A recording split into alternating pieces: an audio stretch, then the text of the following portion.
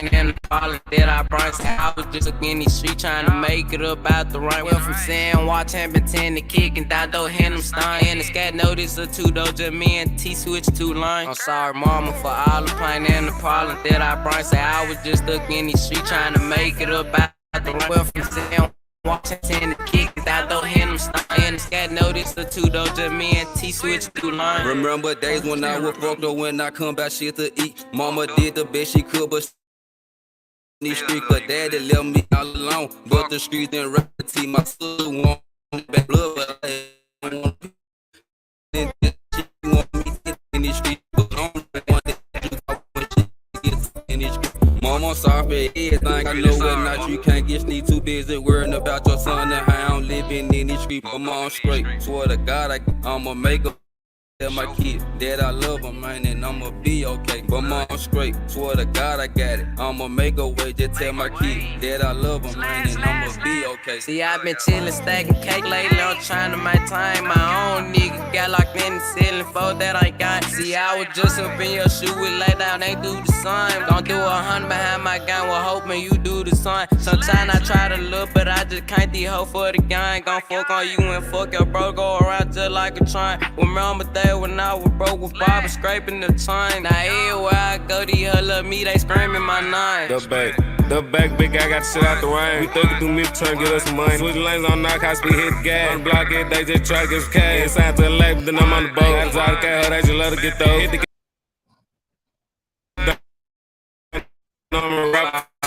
For all the pain and the problem that I brought. Say I was just stuck in the street trying to make it up out the rain. Went from saying watch and pretend to kick and thought though hand them stein. And the scat notice or two though, just me and T switch two lines. I'm sorry, mama, for all the Oh yeah, you know what time it is, man. We getting the show cracking. We getting it off the ground early.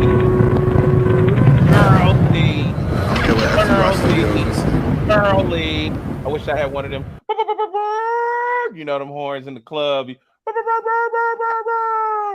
What's up? Welcome to another episode of Cross Faded, baby. Thank you for tuning in. Please make sure that you like, subscribe, and share. Omega Classic Records is the page and the name. Omega, none rhymes greater. I promise to God, soon you will see, because I got some of the bombest music on the way, and I'm one of the greatest MCs undiscovered. And this is not tooting my own horn. It's just trial and error and consistency. But nonetheless, thank you. Thank you. Give yourself a hand. Today, I'm drafting off yesterday. If you notice, the lights are a little dim up in here. I had a birthday yesterday. And yesterday, it was fantastic. It was a wonderful birthday. And I'm drafting off yesterday, and I'm wanting to share my birthday festivities with some of you guys today by cutting the cake, because I did not cut my cake yesterday. I saved it. I said I'm gonna cut it on the show with the guys, with all of the guys. You know what I'm saying? So that's why you're watching the looking at the lights looking a little dim. I was gonna have the candles going, and then I was gonna blow them out, and then boom, you know what I'm saying? But I kind of like when I light candles and blow them out. I kind of prefer to have a piece of cake right after. So I kind of got the lights off, kind of like probably just a little too soon. So my bad about that. But nonetheless, this is a celebration of sorts. And the celebration is me celebrating 42 seasons on this earth. Thank you to the man above, God, amen. And with that being said, I want to give away 2 awesome gifts today. Matter of fact, I was scheduled to give away 2 gifts. You know what? Forget about that. I'm going to give away 3 gifts today. 3 gifts today. And I'm giving them away by way of our new game that we have. And that new game that we have is a very fun game that you're going to find very familiar. And it's called Wheel of Cross Faded. Okay? Wheel of Cross Faded, big baby. So when you see that come on the screen and you see the big wheel come on the screen, it's going down. I'm getting ready to give away. Ain't no telling what I may give away. I got Kicks Casserole with Jordans and Air Force Ones and Yeezys and more. It could be shoes. I'm just getting ready to start giving away a lot of stuff. You know what I'm saying? Just to show love back. And because I love to give stuff away, man. It's awesome, seeing, other people's face and reaction to getting something dope, giving a kid some kicks, or giving, you know, a mom and dad, a gift certificate to go to dinner somewhere, or give some parents some toys for their kids. Like I got all that too. You know what I'm saying? Like I looked around and I said, dude, between my businesses, once I had a little evaluation of just materials and other stuff, and then got at my guys at Kicks Casserole and asked them about what kicks y'all got that is kind of out of season right now, but fresh in the box nonetheless. I said, man, we got some stuff to give away. So I'm giving away 3 things today on our new show, Wheel of Cross Faded. So make sure that you're ready. Make sure when you see that Wheel of Cross Fadedness, you are ready to go. All right. All right. Thank y'all for tuning in, man. Once again, man. I'm gonna hop over to the comments and say what's going on. Shout out to A Dog, man. A Dog is my street team advocate, man. My street team correspondent. If you don't know who A Dog is, you better recognize. All right, that's my guy right there. I hope you heard me, man. Coming in, I come through the door on the birthday episode with that Tim and Big African boy. You know what I mean? That's how my spirit felt today, man. I said, man, I'm bumping some big Tim, some Tim and Big African. You know what I mean? I'm bumping T Money. You know what I'm saying? So that's how I come through the door today. So yeah, A Dog, for real. Miss Pat White, hello.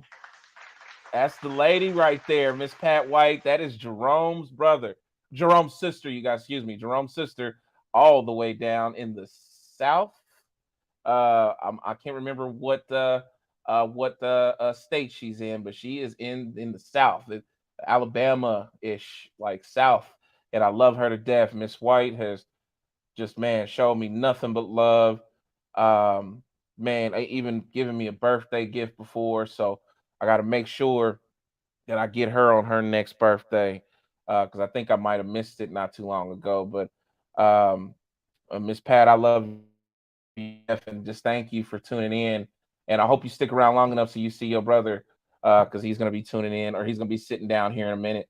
But man, shout out to Miss Pat White. Love her, dude. She's authentic as they come. And shout out to her son. Miss Pat has a son who is phenomenally talented in baseball. I heard that he's in the triple A's right now, Miss Pat, double A or triple A, one or the other leagues. In other words, he's on his way to bust through the ceiling and get into the MLB, big baby. I'm waiting on that. I don't even watch baseball, but I'm gonna watch him when he gets in there. Notice I said when he gets in there, Miss Pat. There is no ifs. Not with me. I don't have if in my vocabulary like that. I don't think. Yeah. So, but love you to death. Thank you for tuning in, Miss Pat. Um, hey dog. Oh man, I didn't know. Happy belated, bro, man. You already know, man. Love you to death. You know what I'm saying? That's all good. Yeah. Yep, it was yesterday, man. So just celebrating. Give it up, man, for my other street team correspondent, my brother from the same mother, C. Rostel. You know what I'm saying? That's my boy right there. That's my man in 1,000,000,000 grand. Love this man to death, man. He gets me the news out of Florida and more. And he gets me the news when it comes to us, to the culture. You know what I'm saying? So see Rostel, that's my man. Love him to death, man. Absolutely. Yeah, man. Yeah. Give it up for my man too, Country Time up in the house. What you doing, Country Time? And, I'm giving something away, man. I'm giving away a few things, so I hope that y'all hit. I got you guys' name on the list for the game already. Country, you too. Corey, A Dog, Miss Pat, if you would love to be a participant in the game today, just let me know. North Carolina is where Miss Pat hails from at this time, but she's from New York City, like Jerome. But Miss Pat, if you want to play this game, it's kind of like Wheel of Fortune, but it's called Wheel of Cross Faded. And if you want to play, you let me know here in the text thread or in the message thread, or not message thread, but the comments, and I'll put your name in there on the board because we're giving away some awesome stuff today. So, but yeah, Country Time, stick around because it's going down. Um, I still got the blue and white Jordans you gave about 10 years ago. Yeah, man. They were Jordan. Sevens from the uh a dual Jordan package. They were not just Jordan sevens, but they were the Orlando Jordan sevens. You Corey, you know right now them things is worth probably about in mint condition, they worth about 400. Whoever thought that shoe would have done that? Which is crazy to me. That shoe's worth about 400 last I looked up, and that was like months, maybe sometime at the end of last year I looked it up. But yeah, man. Yep. I was glad to give my brother, man, some J's. I've never done that, man. Next is to give my step pops some J's. I look forward to doing that, man. So but yeah, shout out to C Ross though, man. Um Again, we're gonna be playing the game today, and it's best for me to get all the participants right now. The game, like I said, is Wheel of Cross Faded. Once again, if you would like to play, let me know. All you have to do is say in the comments, "I want to play," and I'm gonna put your name on the wheel. And then when you win, I'll tell you the instructions afterwards so that you can get your prize shipped to you. I'm gonna ship it directly to you. Me and a couple of the folks from the team. We're gonna ship it right to you. It'll be at your doorstep. I'll say 5 to 7 business days. Um, because I know there's folks on here from different states, different cities. You know, everybody on here is not in the backyard. Like you got Miss Pat coming out of North Carolina. You got C. Rosdell coming out of Florida. You got Big Country coming out of Naptown. You got A Dog coming out of Memphis, Tennessee. Thank you, Miss Pat. Thank you so much. Telling me happy birthday. So yeah, if you want to play, let me know. Let me know so I can get you on the board. Shout out to my PA, the most wonderful, wonderful woman. I almost said in the world, but I had to remember my mom, but she's standing right there next to her. Give it up for Missy T. If you're looking at the set today, she is the PA responsible for the design of the set today. She did a wonderful job with roses and more. And God, you just gotta love her, man. She's just special and talented.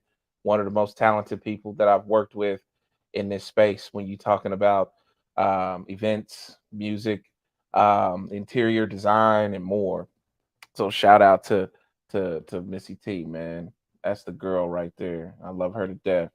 Um, yeah, man. Just looks wonderful in here, dude, as usual. Um, so yeah, man. Like I said, I got pretty much everybody in here right now, but I'm gonna ask again. Um, before I kick the game out.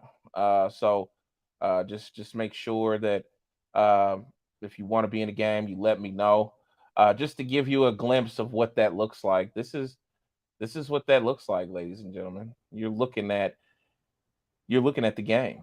that is the gang right there. Yeah. So as you can see, some of the names is already on there. Miss Pat, I'm gonna go ahead and put you on the list too. I got my friend Pat on there. So if you're watching, you can see me adding another name to the list. So Miss Pat, you are now on the list for a free gift. Uh-huh. Country Time. You see yourself on there. If you're not tuned in, just like Colver, he hasn't tuned in yet. So I'll remove Colver from the list until he tunes in, and then I can add him back in. But and Slice is not here, so I'm gonna take him off the list as well. And I think Be Right is not here either. This is making the odds better for y'all. Well, I'm trying to tell you. Told folks, man, tune on in, man, and get you some. Where else you gonna go? Like that online and get you a super dope free gift. So who I have on the chart right now is who is actually here in attendance. So yeah, hopefully before we get to jump off, more people, tune in, not just our backyard crowd, but also just more folks abroad. You know what I'm saying? So, but yeah, man, we are in the game today with the wheel of cross faded, big baby. Wheel of cross faded. Yeah, I'm excited about that. Yeah, let me know if you want to be on the list. Put you on there, and then we're gonna do 3 spins of the wheel. Each spin is gonna give a gift to that individual, and we're gonna start. I don't even know what gift, how we gonna what, it's just gonna be, gift 1, gift 2, gift 3. Spin the wheel each time. So make sure that if you want to play, you let me know. Miss says I want to play, or she says I will play. So she is on the list. Yes. And by the way, her son is playing in Switzerland until September. Playing in Switzerland, man. Professional ball. Like, come on, man. Yeah, he's going. And Jerome told me all about him. So we claiming it. We claiming he's going. So yeah, buddy. So, all right, y'all. Let's get to it. Let's see what in the world is going on these days. You got this person over here talking about me, this person. Hey, listen, let me tell you something. It's my prerogative. I'm gonna do what I want to do. I made this money, you didn't. Right, Ted? We out here. It's my All right, don't mind me, man. I'm kind of crazy. Um, so yeah, birthday shenanigans. You know what I'm saying? A lot of that is going on, and I'm celebrating with y'all, and I'm excited about that. So, but let's get started. So, what's going on? Hey, if you know this gentleman, Casanova, Casanova is a hip hop artist out of New York City that was locked up in Essex County. He was indicted for I think he got indicted on a conspiracy, so a racketeering situation. This is what this show is going to be about today, because we got a lot of young black artists, young black men, that are in rap, and it seems like we're always on trial. Like you got niggas dying left and right, okay? And rap music that turned into being on the street corner selling cocaine right now. That's where we at. That's where we at. You subject to have a shorter lifespan doing hip hop music than you do probably selling weed. What kind of sense does that make? So Casanova, this guy went to jail, like I said, a month ago. It might even be he might even be coming up on a year by now. but he went to jail because of, I think, his lyrics against in court. So dealing with stuff they said on the tracks, and dealing with him having gang ties, and he goes to jail. He gets into this bloody altercation, and they're saying that he got slashed across his face. In New York, if you don't know, it's a street. It's kind of like a street badge to slice a man across the face. They call it a $150. Miss Pat, I know you probably know about this. You know, like I said, Miss Pat come out of New York, so a lot of guys walking around New York with a slash across their face. You know, because you know it's a common practice. You know, taking razor blades with you wherever you go in New York. You know, in New York, guns are banned, so you know guys will carry guns anyway. But you know, I think that's probably why the razor blade shit is popular. Makes me think back in Above the Rim. If you remember that scene where Tupac was on the basketball court talking to his brother, and he and he blew the razor out. He's like, "Imagine what you do." I mean, he said, "It's amazing what you do pick up, though." And he walked away laughing with the razor blade in his jaw. That's kind of a New York, like I said, defense mechanism of sorts. So I hate to hear that, man. His brother got his face slashed like that. At the end of the day, man, nobody deserves that, and it's just unfortunate. He's kind of fallen victim once again to sorry about that. That's my mistake. He's kind of fallen victim once again to just his celebrity, So but what's going on, and that's Cass right there. What's going on is Casanova has allegedly been assaulted in a bloody prison altercation that took place at Essex County Correctional Facility in Newark, New Jersey, where he is currently incarcerated. According to NBC New York, the Brooklyn rapper was slashed. So yes, in the face. Because I didn't read this article I have. This is actually Hip Hop DX, but I read it in another place. And he was slashed in the face with an unknown weapon by another inmate. And this was just this past Thursday. And this resulted in him, along with the other inmate that was involved, both being severely injured. But of course, Cass has the $150 now. So that's his face now. When this man comes out of prison, we got to deal with seeing him with the slash across his face. And that's just so sad, man. Anthony Puglisi,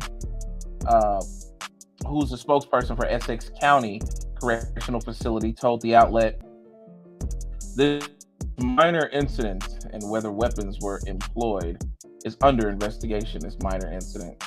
Casanova's violent prison stabbing follows his recent penned letter to a judge as he prepares to be sentenced later this month for his alleged crimes as part of the untouchable Gorilla Stone Nation gang. So yeah, the gang affiliation, you know what I mean? Hoping for leniency from the legal system, Brooklyn rapper a vulnerable letter to Judge Philip Halpern this week ahead of his June 27th sentencing day. So he is sentenced today. In the emotional letter, which was obtained by All Hip Hop, Casanova renounced his ties to the Gorilla Stone Nation and admitted he had suicidal thoughts during his time behind bars. Casanova would go on and say, "I'm telling you and everyone that will listen that I wanted out before I was arrested, and I am out. I learned through my music career that people will listen, and that I don't need to associate myself with the gang to succeed. I don't need to associate with a gang even if I don't succeed." So that's Casanova leaving his 2 cents, talking to the judge and telling him, "Hey, I'm not involved in this no more." But bro, this is what I mean about hip hop being on trial. You know, it's the only genre where your lyrics can be held against you. You know, the only genre where you come out the box investigated heavily. You know, you come out into the workforce, okay? Because the the music is your workforce once you become an artist who has gotten a deal with a record label, and your peers are folks that are other rappers in music. You got label mates that are other rappers on your label. So you're in the workforce now once you get the deal. And these guys come out into the workforce, and guess what? The police are immediately investigating. The police are all over them. The FBI is all over them. It is real shit when you talking about being a rapper. It's, to quote, who said this? It could have been Lil Wayne. He said rapping is one of the most dangerous jobs in the world. It shouldn't be that way, but that's how it is.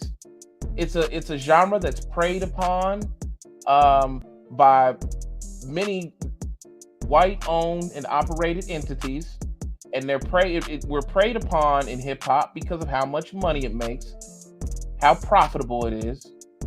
Okay, and then when you look historically at just black creations and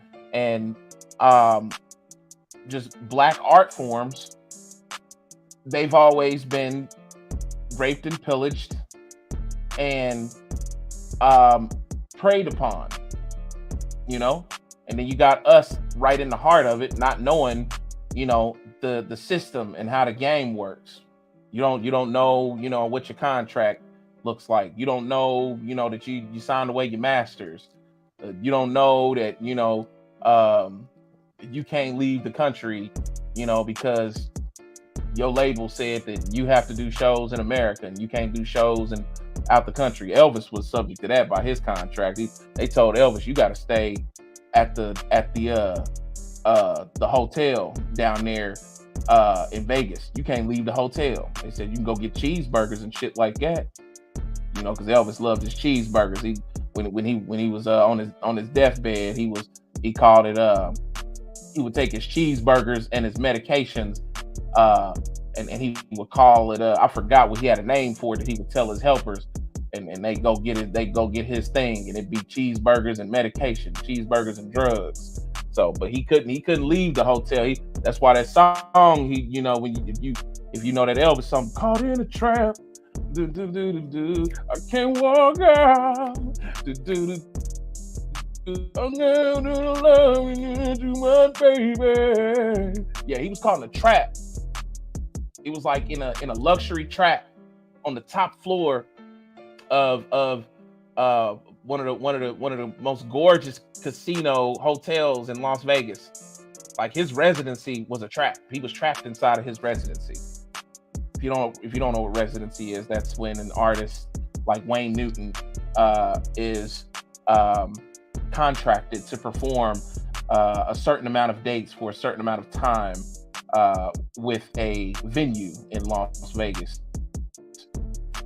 So yeah, he was caught in a trap, and these rappers be caught in traps that they don't even know, they don't even realize, and they're just, death. They're subject to jail. You know, look at Casanova. You know, people have probably forgotten about him because after he went to jail, we probably have somewhere around 115 more nigga rappers that have went to jail. This is facts. Once again, like the show says, why is hip hop on trial? We're gonna talk about it, but he's one of those that was on trial. And matter of fact, he what did it say? Get a sentence today, the 27th. So we got to check back in and see, you know, what sentence he got, because they talking double digits for this man. You know, for gang affiliations and for RICO charges, you know, racketeering charges. If you don't know about the racketeering law, it was put into law to combat, and I'm sure Miss Pat knows about this, to combat the gangsters out of New York during the Al Capone and you know, Bugsy Siegel and all of them, all through that era. You know, that's what the racketeering, the RICO, you know, charge was developed for them, for guys who were doing massive illegal business and illegal things abroad. So they had to put this law in the books um, to get a grip on all of those guys, something where they could kind of round them all up. Well, now today that law is used against us, and it's used against us frequently. Look at Young Thug, and what he's going through right now. Gunner, So, but we'll get to that. We're gonna get to that. But my prayers to Casanova and his family. Standing in front of the judge today with a fresh $150 on his face. Man, that's just terrible, man. Like I hate to see that. I hate to hear that. So, but yeah, man, let's head over to the comments and see what folks is talking about. All right.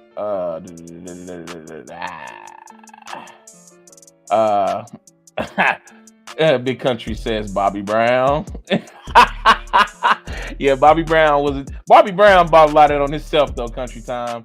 If you ever get a chance, go watch a clip of Bobby Brown dancing at it's either the BET Awards or it's an awards ceremony, and he literally drops a bag of crack cocaine on stage in mid dance while he's dancing and singing My Prerogative. And he picked it up so smooth too. He picked it up in the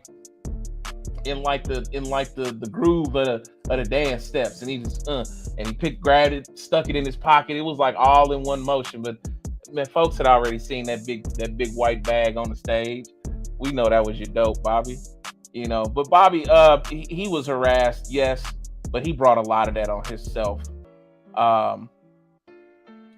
A-Dog said he was too much of a street dude. He couldn't keep the two separated. Absolutely. Casanova, before he goes to jail, Casanova is in the gym. He's talking shit. He's talking shit to 6ix9ine. He got the weights. If you can go back and research all this, he got the weights. He pumping iron. He's smacking his hands, talking shit. He was with the gangster shit. And just to be honest too, not really honest, but just to be even more clear of his circumstances. I read the name of his gang earlier. I'm sure that gang is probably affiliated with the Black P Stones, because I can hear some of their moniker in the name of this gang. But what's the name of his gang? Gorilla Stone something. So I wouldn't be surprised, because a lot of those Black P Stones, if you don't know the Black P Stone gang, you have to go back into history and study what's his name out of Chicago, Fred. He was during the Black Panthers movement.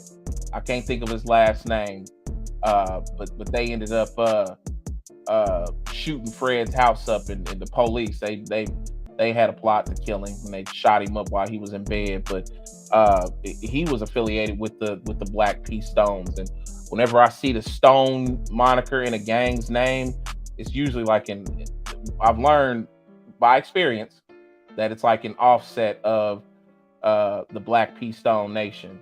So yeah, man, that's a gang that the government been gunning at, since the damn movement from the Black Panthers.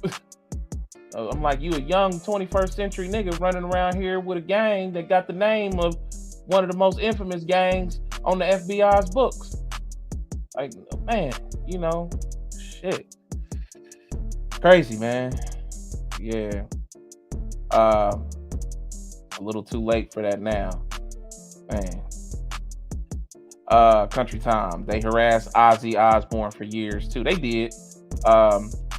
Ozzy and I look at him and Marilyn Manson as being having that shock value, that shock rock. Ozzy get on stage biting off birds' heads and shit. So, they was harassing him as well, saying he was demon music, and in that time, man, rock and roll was under fire real tough, the same as rap came under fire when NWA comes into the forefront. Yeah, so yeah, they harassed Ozzy, but the harassment that black hip hop artists receive is a much different contrast. Taking case for example, case in point, um, Jay-Z and Nas and DMX and all them guys from the East Coast. There used to be a police force just for them. It was the hip hop police, and you can go watch documentaries on this. You can go and just do the research on it. Like there was police that studied them. They had big 3-ring binders with all of their pictures and fingerprints in it. Guys would get off the planes at the airport, and the hip hop police will be sitting out there waiting behind taxi cabs for the guys to jump in limos and go and take care of their business, and the hip hop police following them around the city. Like we talking like this kind of harassment to hip hop has been going on for a long time, and a lot of the times it comes because of no other reason but being black, successful, and involved in hip hop. And in that time when you talking about DMX and Jay-Z and all them, that's your 90s to early 2000s forefront of hip hop. Guys wasn't selling drugs like that and affiliated in gang activity. Look at who was on the forefront then, and look at who's still here. Puffy, Birdman and Lil Wayne and them. Jay-Z, the DMX, God bless his soul, but he was here all the way to the time he passed. He in and out of jail because of his own actions, messing with drugs and all that. But our guys weren't walking that line and selling cocaine and drugs and getting indicted and they knew the hip hop police was on their ass. Them guys was living purely off of record label money, advances, and then back ends. You know what I'm saying? Guys wasn't selling drugs and cocaine like that and all on the radio. You can't have both. You can't have a foot inside of both doors. You cannot. You can't be a rapper and a drug dealer. You have to shed one once you become the other. And usually you shed in the cocaine dealer side. So, but today, these youngsters today, they sell drugs on Instagram. They sell drugs on Facebook, Twitter. They DM me for a quart of syrup. Yes, sad. Corey Rostel says Jim Jones said being a rapper is more dangerous than being a soldier. Look at that. Look what Jimmy said.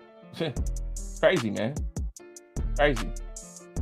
Give a shout out to Who Manifested This is on the line. I've been watching y'all. I've been checking out y'all's stuff, man. It looks good. Keep it coming. I can't wait for you guys to cross over and go live. We got to help these folks, man. This is my guys over here.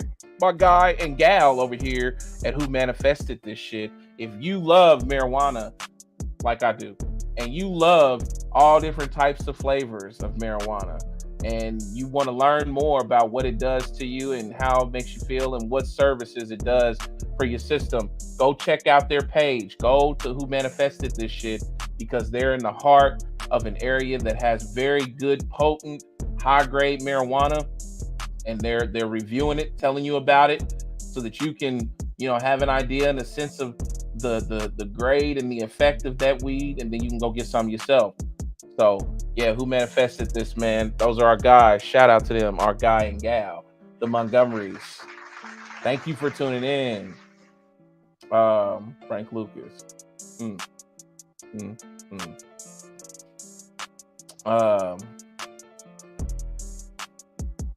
Thank you. I knew I was right.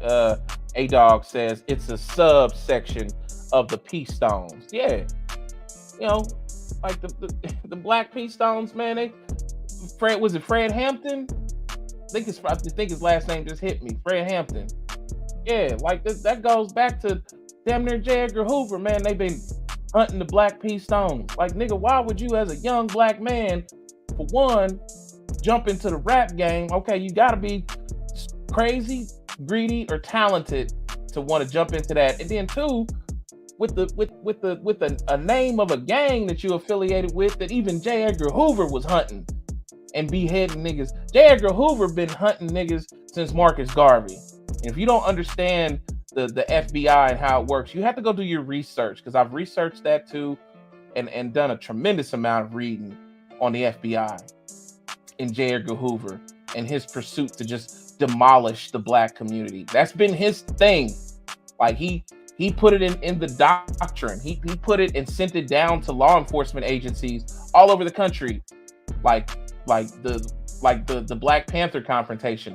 He put it in the doctrine that these black folks are domestic terrorists. Black Panthers over in Oakland opening up businesses with acupuncture and services to the community, everyday breakfast for the kids, school breakfast program. But they was a national threat. They was domestic terrorists. You know, like, I don't know what Casanova thinks, man. You coming in the door, you black, that's strike one. You a male, that's strike two. You going into rap, that's strike three. Then you a black P-Stone, or you a gorilla P-Stone, whatever. Nigga, you might as well have signed your contract with a noose on your neck. So, see, Rosdell, okay, let's see what he's saying about this. Because I'm still learning about the P-Stones, and, you know, he kind of refreshed me when he went to jail, you know, and kind of coming into that. The Gorilla Stone Mafia is a subset of the untouchable Gorilla Stone Nation. Look at that. Both of which are factions of the United Blood Nation, commonly referred to as the East Coast Bloods, authorities say. My goodness, man. This is the gang that you coming through the door with. Lord have mercy. That's crazy, man. It's crazy. Wow.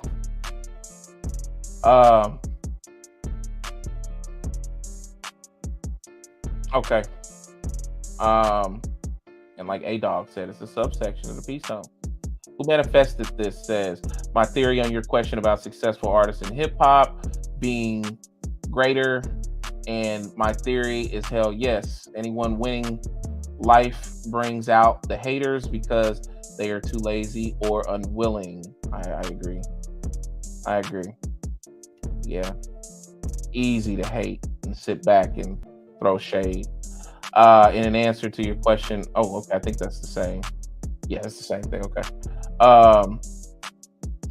We have what we have, so they want to destroy us because they are either too lazy or unwilling to put in the work to get the successes we have that money can't buy. I agree.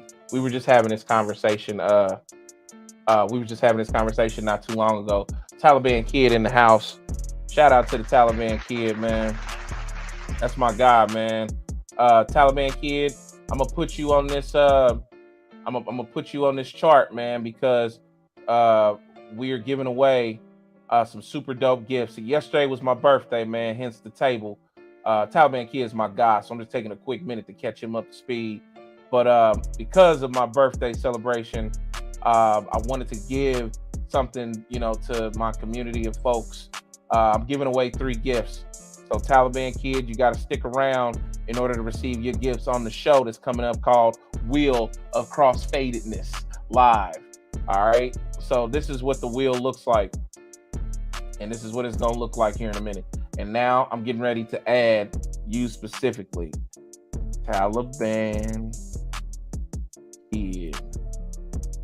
Yes, sir. Is he on there? I don't see him on it. Yeah, there you go. In red. Okay. Taliban Kid, big baby. Who manifested this? If you guys are just tuning in too, I'm gonna put you on the wheel so you guys can play the game.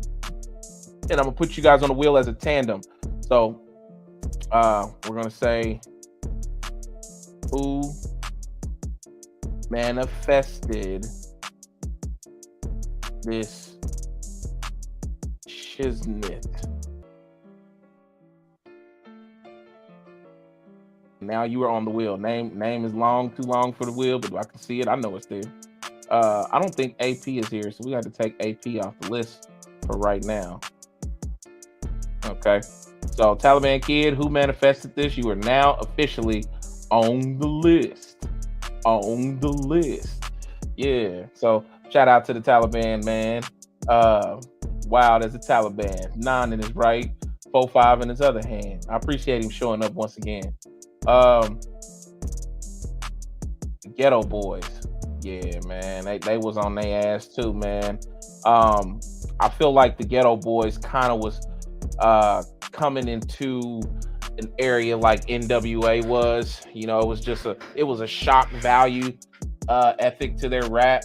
So yeah, like they was wilding, like not really, you know, wilding necessarily the Ghetto Boys in particular, but the music was pretty potent. So yeah, they was under fire too. Yep. But I mean, once again, the Ghetto Boys, like, who went to prison? Where's Scarface? Willie D. Rest in peace to my man. The little guy in the group. If you know his name, put his name in the comments. I'm sorry, I hate that, but rest in peace to him because he passed away. You know what I'm saying? But them guys never went to prison, man. You know, them guys wasn't selling drugs and behind the microphone at the same time. It's a different ball game with these youngsters now, man. That's what we talking about too, Taliban. We just talking about you probably know who he is, Taliban. We talking about Casanova, the brother that went to jail, and Bushwick Bill. Thank you, Bushwick Bill, the third member of the Ghetto Boys who passed away. See Roz doing A-Dog, clear that up for me. See, we talking about Casanova, Taliban. If you know who that is, man, he got a $150 across the face recently in prison, and you know, we just talking about, you know, his situation and him being affiliated with one of the probably most notorious gangs, you know, on the forefront of ganghood. So, but yeah, man, yeah. So, but again, prayers up to Casanova, man, and hopefully, man, hopefully, you know, they don't hit him with too many years. You know, hopefully, he's able to, you know, get from underneath that, man, and get out here and live like how he's supposed to live. You know, so, yeah.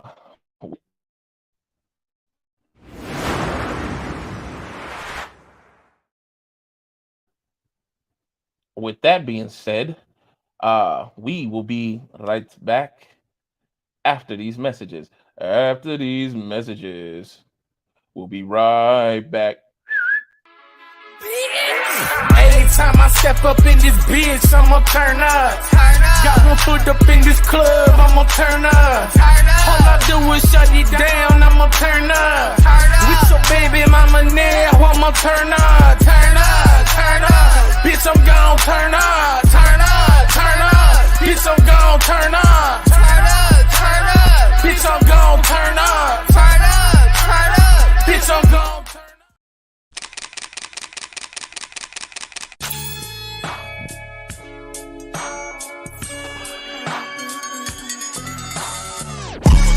I'ma stay fresh with Kicks Casserole. Cop the latest with Kicks Casserole. Nothing less than Kicks Casserole. I'm at my best with Kicks Casserole.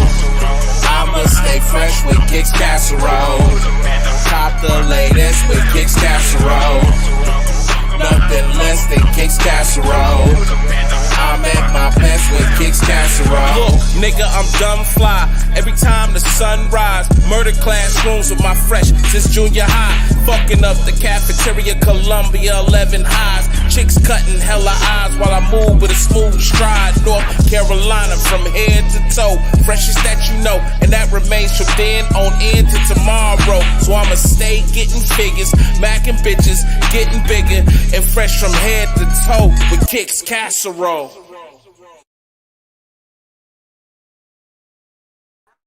Yo, we are back in the house like a church mouse. And I got my man, my right hand, my co-pilot once again, Give it up for the Mr. Amazing Jerome Murphy. I go.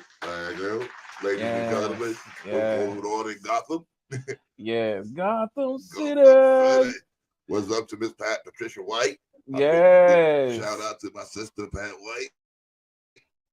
Yeah, she's been on here, and we was, briefly just going back and forth. She said her boy is in Switzerland right now. Oh, he's in Switzerland, boy. Oh, you didn't know? No, last I heard he was in Germany.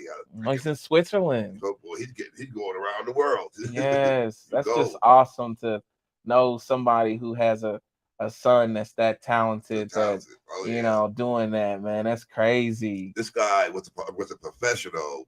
I mean, when he was in college and stuff, he had the poise. He had the right answer. He sounded just like a player, like he is. I said, man, he's polished. I know why, because his mama came out of it. She taught him right. Taught him right. Can't wait to see him make it, because I want to see. I just love to see young black brothers make that, kind of achievement, turn around and do something for their moms, man. Oh yeah. Come back, get your moms, the crib she wanted. The crib she wanted, the car she wanted. My sister's not like that, but again, she I'm sure she wouldn't mind taking the home. Absolutely. Because she was behind this man 100% when the word go. It was his dream, and she helped him run with it. Man, Miss Pat says, "What up, brother?" Yeah, she's on the screen right now saying, "What up, brother?" I'm gonna put her on the wheel. Put her on the wheel. She is on the wheel. Oh, she's on the wheel. She's on the wheel. Yeah. My fingers crossed, baby sister. You win one of those prizes. You know what? Let's just go ahead. We'll run prize one. Right now. Drum roll. So y'all ready? It's a whole show segment now. Jerome didn't even know this. I didn't know this. No, this was a surprise to me. Yes, there's a whole show segment accommodated with show music, and the show is called. And you got props. Yes, and the show is called.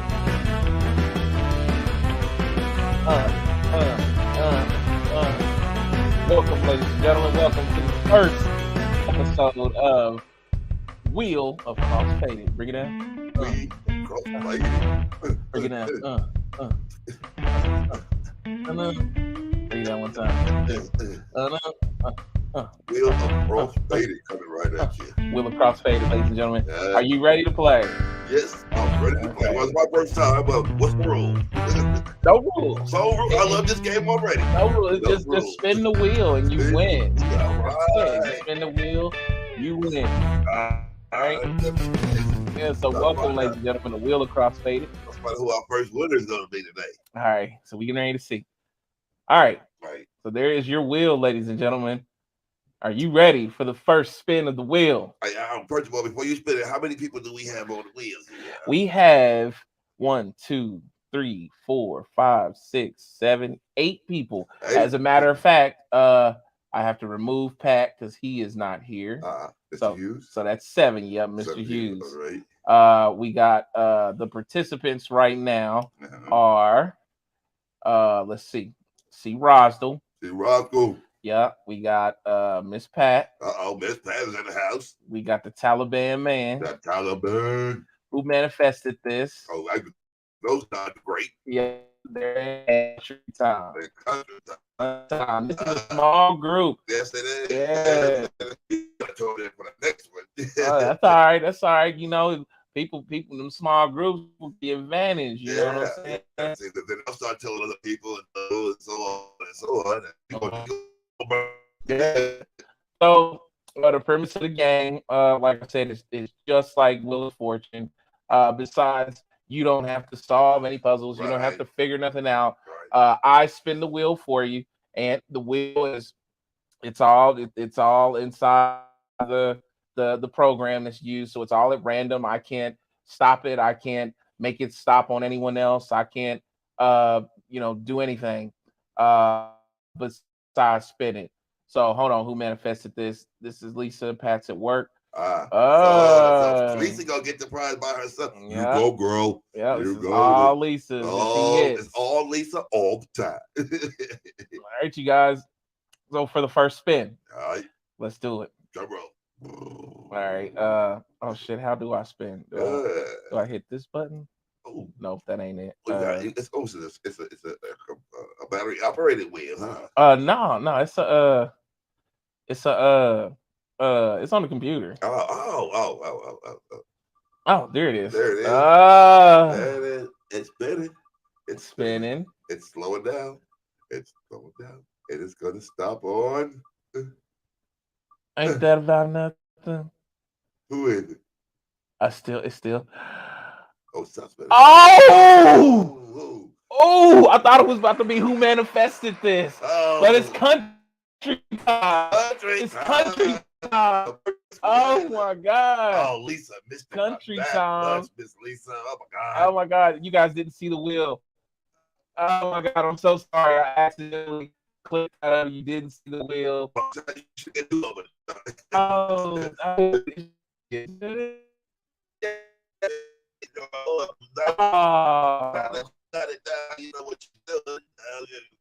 Oh shit, man. I tell you, because he won. I saw the. All right. You know what? Country time. So give Country Time the prize. Okay. All right, cool. All right. So Country Time, I'm gonna spin it. I'm gonna spin the wheel again. But Country Time, this is what win. He's right. Because I saw it, and he won for sure. He won for sure. Okay. All right. So this is what you win. You win a cross faded smoke kit. This is from a wonderful company called Honeybees Designs. Okay, and I'm gonna show you what it is exactly that you won. You won the smoke kit that has a jar. Has the blunt holder compartment, and it has the cross faded lighter. This is going to Country Time. Country Time won this, and I'm gonna spin you. Unless I get it from you first. Sorry, Country. You don't know about Big Country. Congratulations to Country Time. Because of me making that mistake, I'm gonna give away. Just make it another gift. That is gonna be another one of those back-to-back spins. Back-to-back spins. All right. So this time, I want folks to be able to see. Yes. I thought the fix was it. I couldn't nothing. My bad. All right, so let's do it again. Country Time wins the first prize. Country Time. Yes. All right. So next prize, which is gonna be that prize. So this.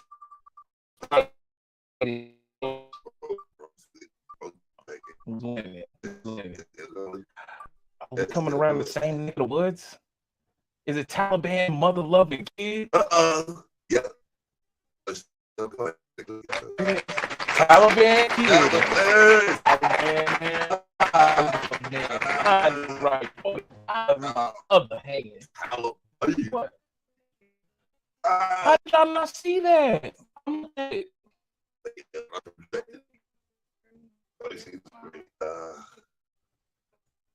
Oh wow, it's not on the wheel. You see the wheel? Yeah, I'm looking at it on split screen right now. You got the No, I see it's going in now. So let me ask my kid, can you see the wheel now? No. Damn, why ain't it showing the wheel? How about now? Yeah. What do you see? A little screen of me to the left. Wow. I don't know why it's acting like that, you guys. So I'll tell you what, that sucks, man. So Taliban kid, you did get that prize. All right, that is on you. I want to do a test real quick. I just want to make sure that everybody can see me. So let me do a quick test. Real quick. Okay. Want to take a break and come back and do that? Oh no, I'm good. Okay, how about now? Can you see that now, PA? Still? Nope. Now she does. Okay, so now the wheel can be seen. I'm being told that our sound is a little trippy too. I don't know what that's coming from, ladies and gentlemen, but just bear with it. Sometimes, man, what I have noticed about these evening shows, I have noticed that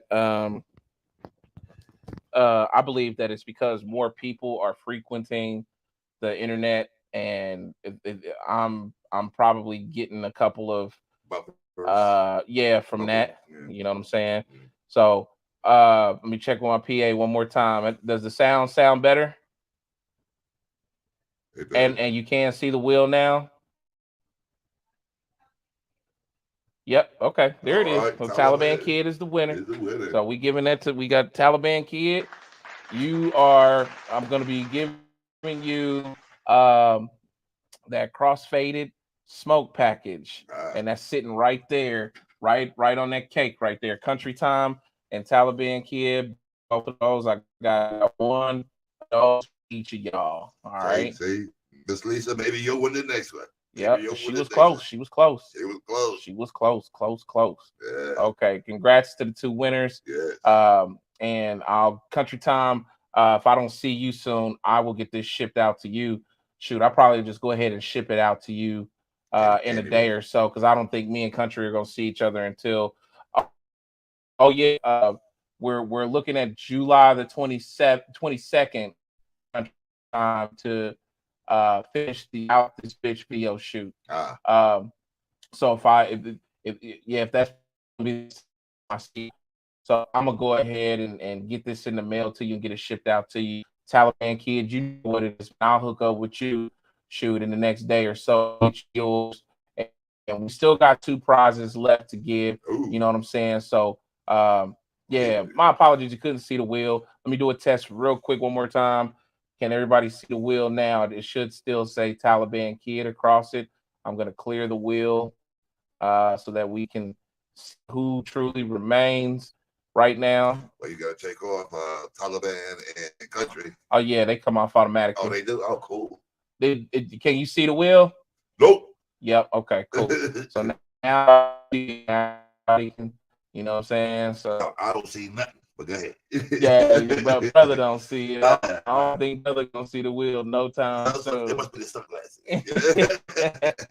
So sorry for the bugs, but thank you so much for playing the first round of Wheel of Crossfaded. Wheel of the first 2 rounds. Yeah, first 2 rounds.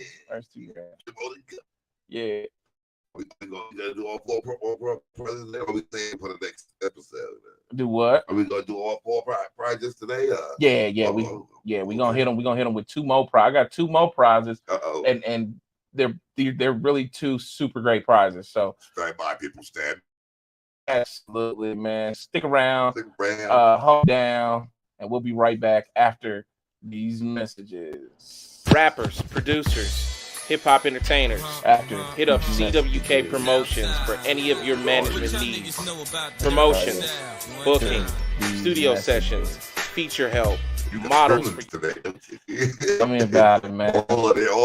Rappers, producers, hip-hop rappers, producers, hip-hop entertainers, hit up CWK Promotions for any of your management needs.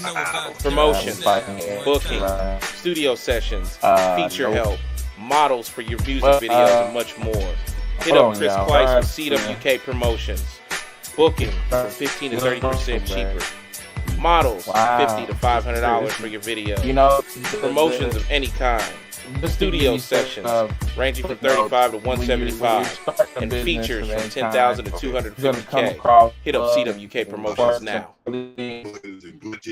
Yeah, that you have to work through and figure out. You can work through and figure out how to work out those kinks while you're covering this new ground. So yeah, it kind of sucks sometimes, but wow, I'm trying to go to commercial break. But no commercial for you. Wow. No commercial for you. Okay. Well, sit tight, ladies and gentlemen. We'll be right back in 2 quick ticks of a New York minute. Wow. Wow. Ain't no difference for me down.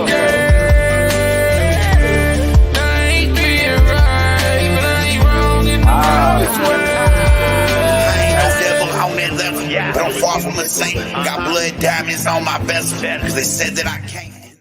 I know. I know. Okay, this music stopped. That's crazy. Rappers, producers, hip hop entertainers. Hit up CWK Promotions for any of your management needs. Promotions, booking, studio sessions, feature help, models for your music videos, and much more. Hit up Chris Kleiss with CWK Promotions. Booking from 15 to 30% cheaper. Models, $50 to $500 for your videos. Promotions of any kind. Studio sessions ranging from $35 to $175. And features from $10,000 to $250K. Hit up CWK Promotions now. About the sun, there's no way. Revenue center and rest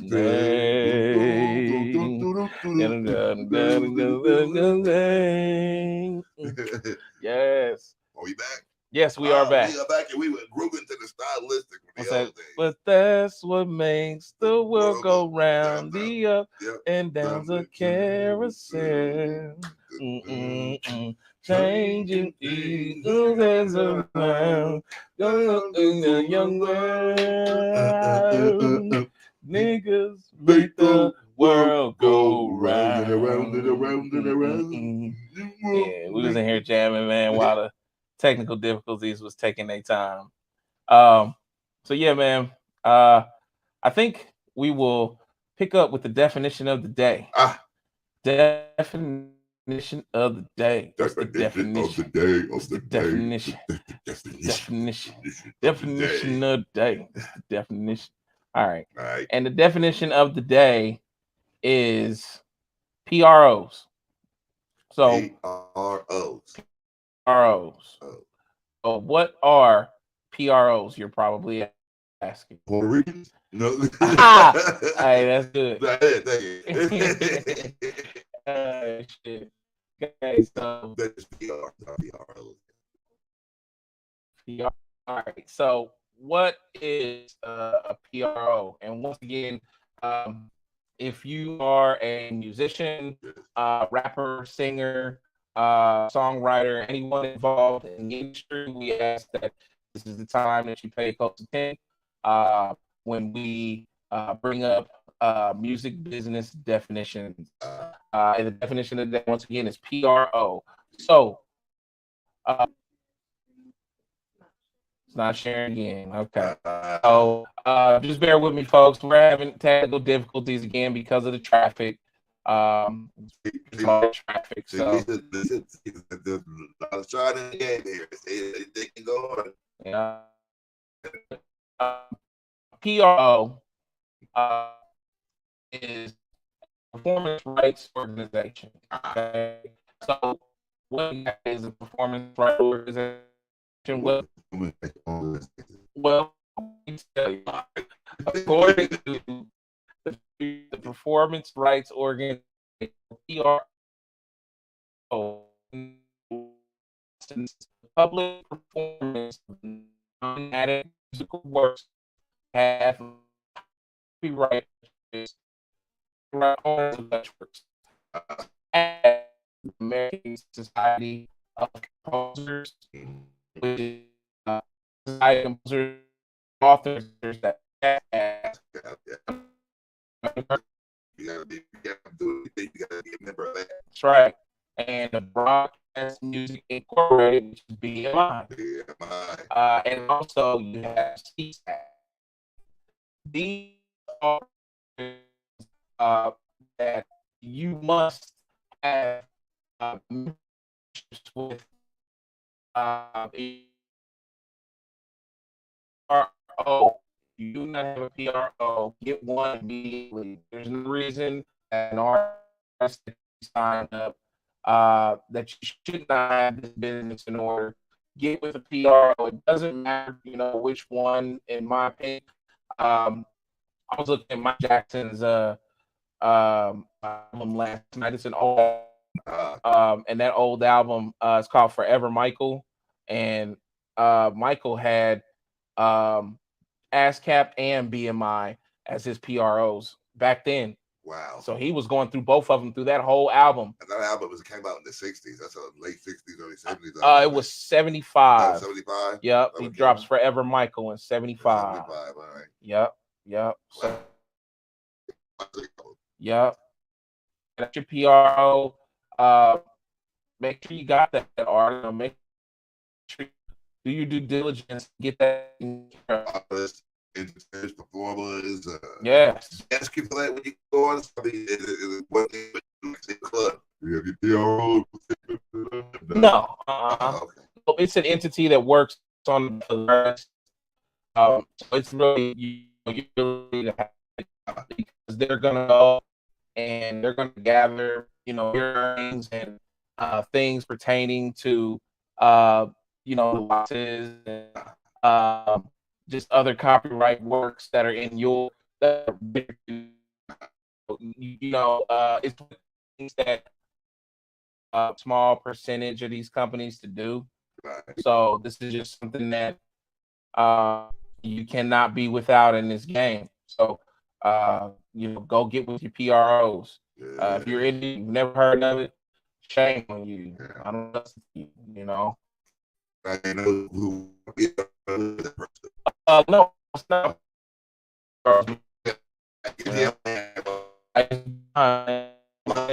Who I've used for years now. Wow. Yep.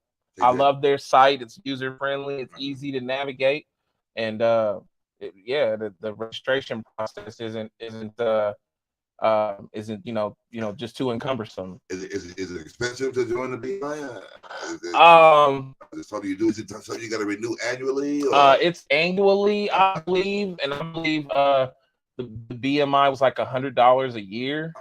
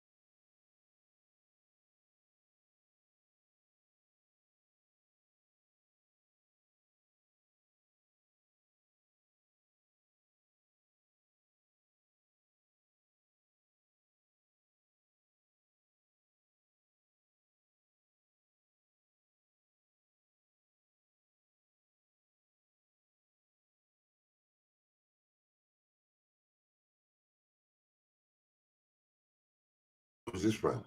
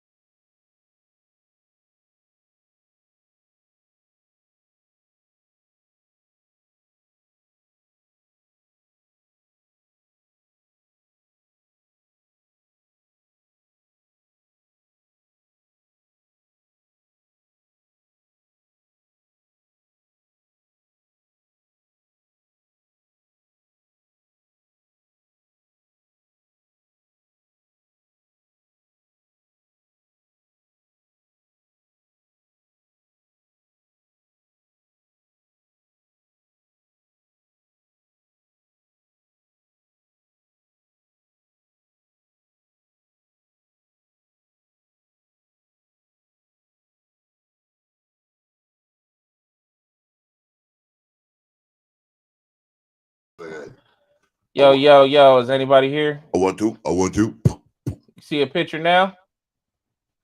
No. Yeah. Can you hear us? Yo, yo, is everybody still here?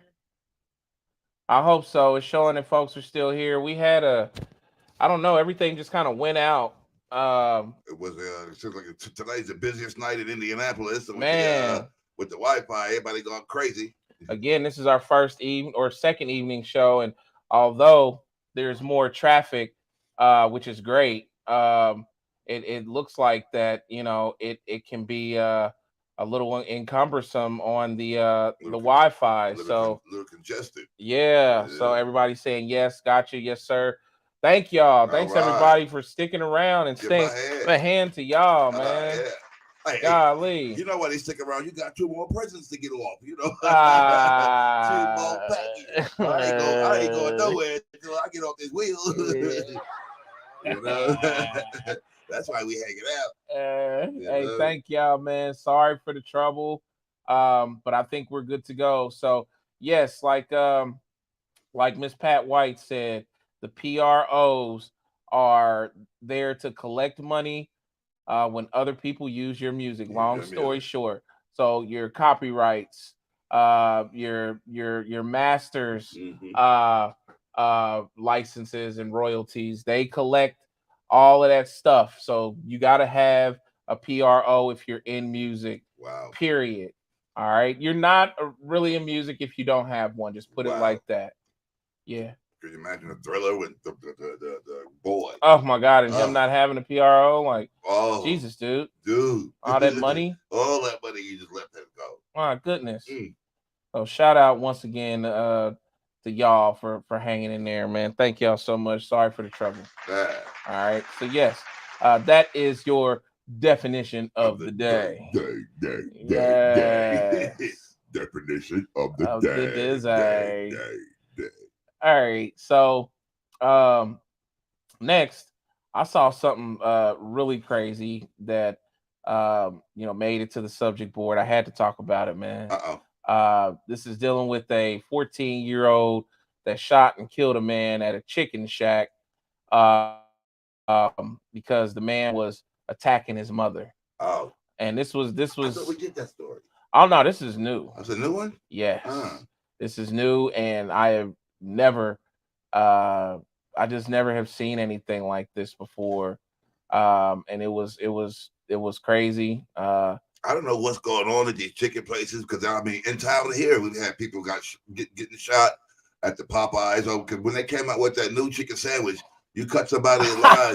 You cut somebody in line for that chicken sandwich. They were shooting you. They really were. I heard a couple people got shot not too far from me. Oh my God. But mainly up at 42nd and Post, up in Wild Wild Northeast or wherever that is. Yeah. A lot of people. There's always it seems to be more incidents in fast food restaurants now. I've noticed. Okay. Gosh. Yeah. Go ahead. So this is what happened. Get your food. Who? Get in the car. Who? Nay. Get your food. Get your food. If you say one more thing, I'm gonna knock you out. Oh my grandma, say one more thing, I'm gonna knock you out. Say one more thing, I'm gonna knock you out. That's so terrible. Oh, and the shot. Yep, and you heard the shot. I heard the shot. Yep. So what you're watching right there is this young brother right here. I don't know his last name. Yeah, but his one of his loved ones, their last name is Carter, and this is the young brother right here who was punching that woman that you saw. There was an exchange over food. They're at a little corner store, fish and chicken spot, and he was frustrated with her. Where was this? I'm not sure where the city was. Okay. But he was frustrated with her. I guess, taking too long getting her food, and a couple of words were exchanged. And then he threatened her, get your food or I'm gonna punch you. I'm getting ready to whoop your ass. And this lady's an older woman, she's an older woman. Matter of fact, here's a picture of her and her son. Her son is the little guy to the left that shot him. He goes back to the car, goes and gets the gun and shoots him.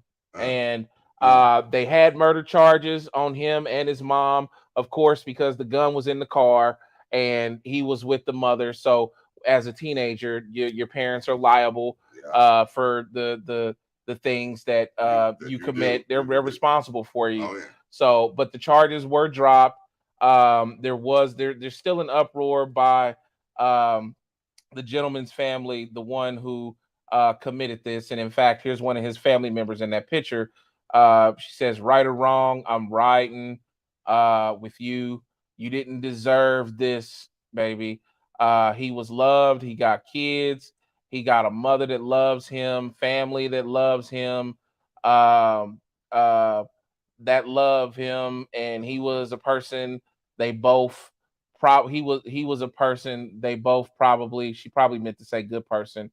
They both probably was in the wrong. They don't give you the right to have his life took. Took his life. Yeah. So but that's the brother right there. You know what? It's very, very hard to watch. But before I say what I'm gonna say, because these show segments, because our shows are 2 to 3 hours long, we come back and the editors will pull segments out of the show and then repurpose the content. So then, you'll have just this segment, just this 10-15 minute segment, and you can get straight to the subject. So before I say what I'm going to say, I just want to play this for you one more time. Yeah. Get your food. Who? Get in the car. Who? Nay. Get your food. Get your food. If you say one more thing, I'm gonna knock you out. Oh my grandma, say one more thing, I'm gonna knock you out. Say one more thing, I'm gonna knock you out. He's using all his force and all his might to knock out this woman. This woman who is just a woman, just a mom coming to get food. She's in a nightgown, not even a nightgown, but you can see she's wearing clothes that's around the house clothes and got a bonnet on. She's, at the end of the day, fuck all the clothes. She's a woman. Yeah. So here's my thing for that, because this guy is special, and I'm going to tell you why he's special, especially to us today. To his family, the Carter family, whatever their name is, I don't think that it matters that he was a father. I don't think that it matters that he had children. I don't think that it matters that you family members are going to ride for him or not. It's a nation of people that don't give a fuck. And I'm going to tell you why. Because if I was in a chicken shack at 14 years old and I saw a man beating my mother like that, and I'm 14 and I know that I don't have the strength or the wherewithal or the things necessary to challenge an adult grown man, I'm going to kill his ass too. This man was beating this woman like she was a man, like she was a big man. A dude. Big man. He draws all the way back.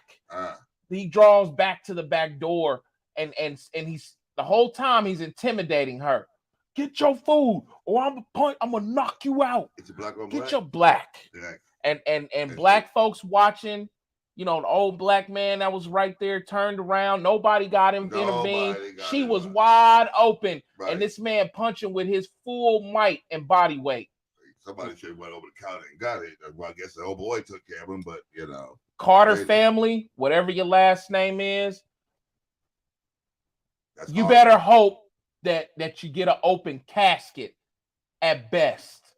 You better hope, because there's a lot of hope to be had in that, because he could have got his brains blown out all over the plexiglass at the chicken shop, at the register countertop.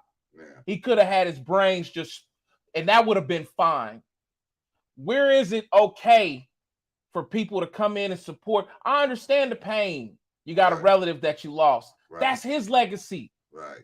He the one that wanted to die like this. You gotta over food. You gotta understand, like, whenever you engage into something or someone nefarious or some kind of dangerous conduct, you're taking a chance. Yes. The words that you say can get you killed. Yes. Your actions that you omit can get you killed. The clothes that you wear can get you killed. In California, some places that your attire will get you killed. So you know this. So you know that you're taking an attempt, but just some people don't take the time to think that this is a risk that I'm running because I'm big and bad. Right. Because I'll whoop your ass for nothing for a piece of chicken and fish. Piece of chicken. I say because you're moving too slow in the fish and chip shack. Wow. I'll whoop your ass. Wow. I see it a lot with black people too. And the challenge seems to be amongst other blacks. Now, what I don't see is black folks treating other cultures like that so strongly. No. I don't see that. You don't see black folks coming into Ruth Chris. Hey, get your steak, or I'm a whoop your ass. Yeah. You don't see that. No. You won't see that. You won't see that. Just the same reason as why niggas will prey on niggas. Tupac said it best. He told one white politician, he said, you crazy? You think we all want to live in the ghetto? You don't think the ones that ain't criminals ain't scared? You don't think we scared too?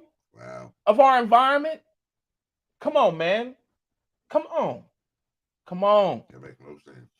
So yeah, you earned this stripe, this death. You earned this casket, Mr. Carter. And I got a special name for you, because this is the first time that a man has ever been in a duality on this show.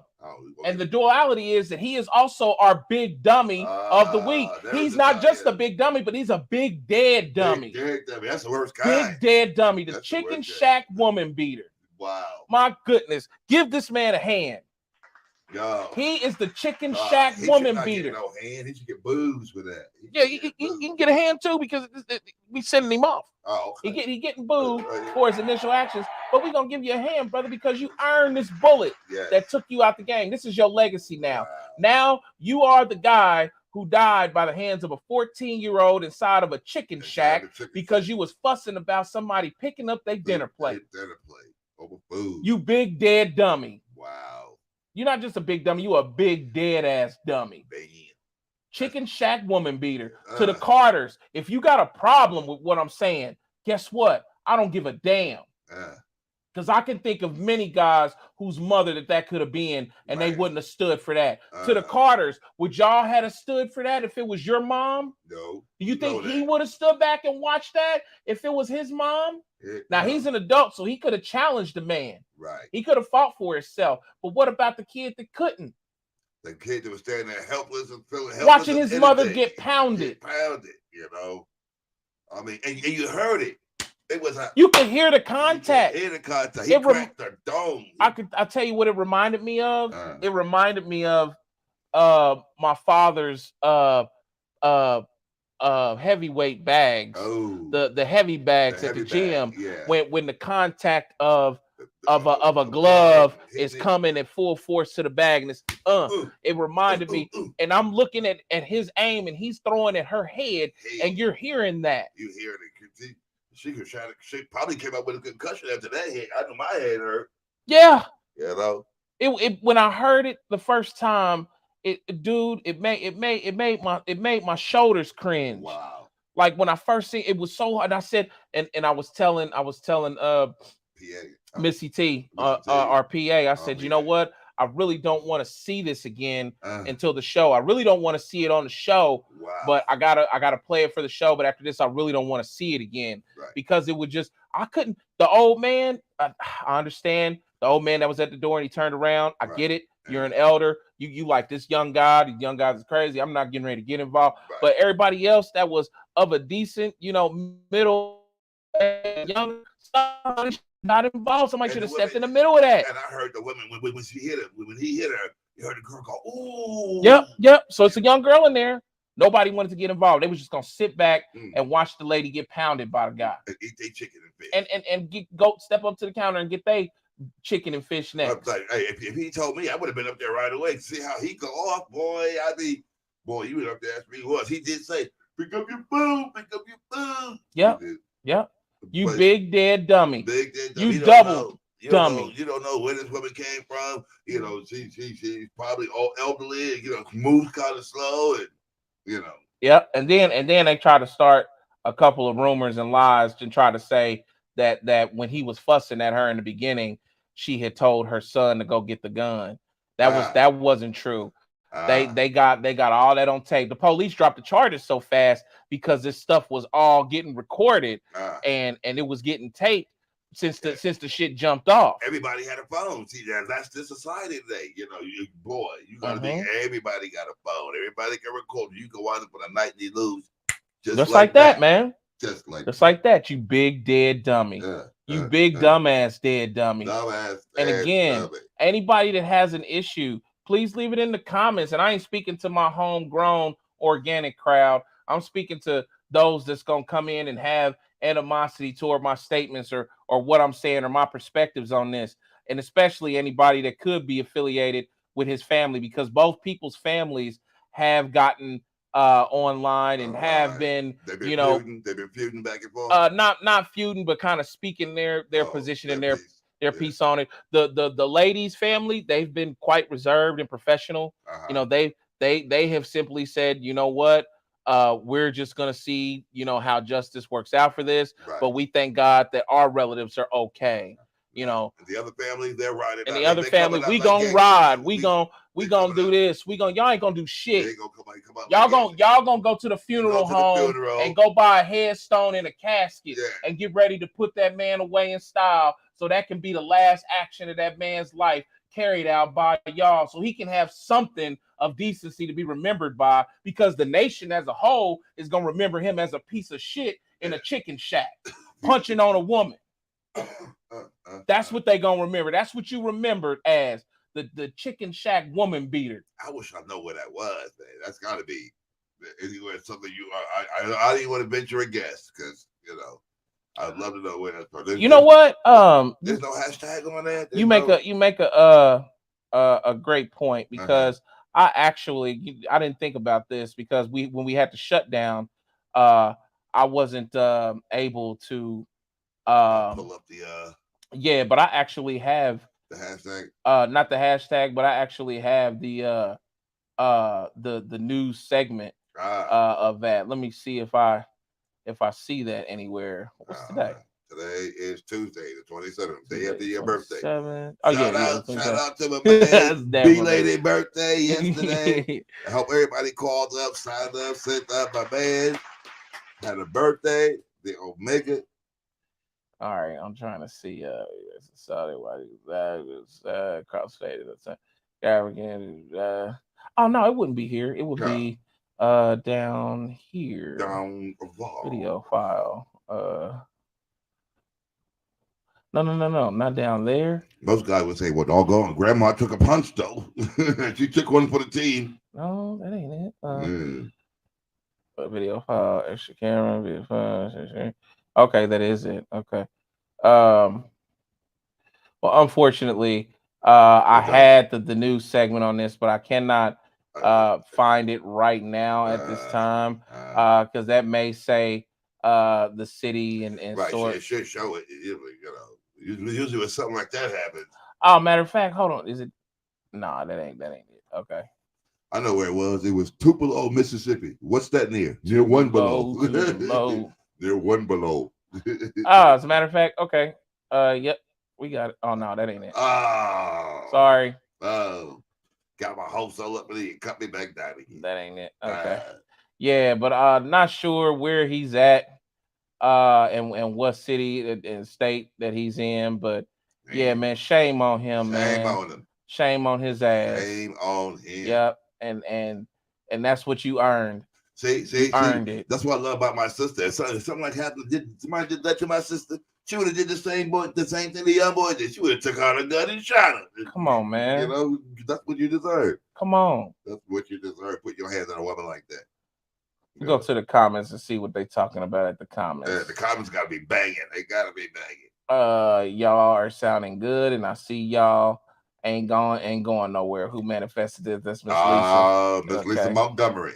Let me catch back up. How did they really keep up with the music streams?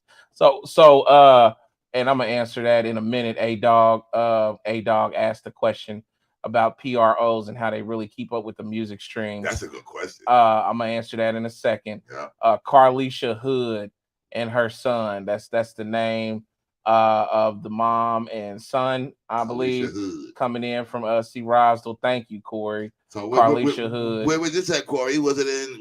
Because Corey's in Florida, right? Was it Florida? Was it?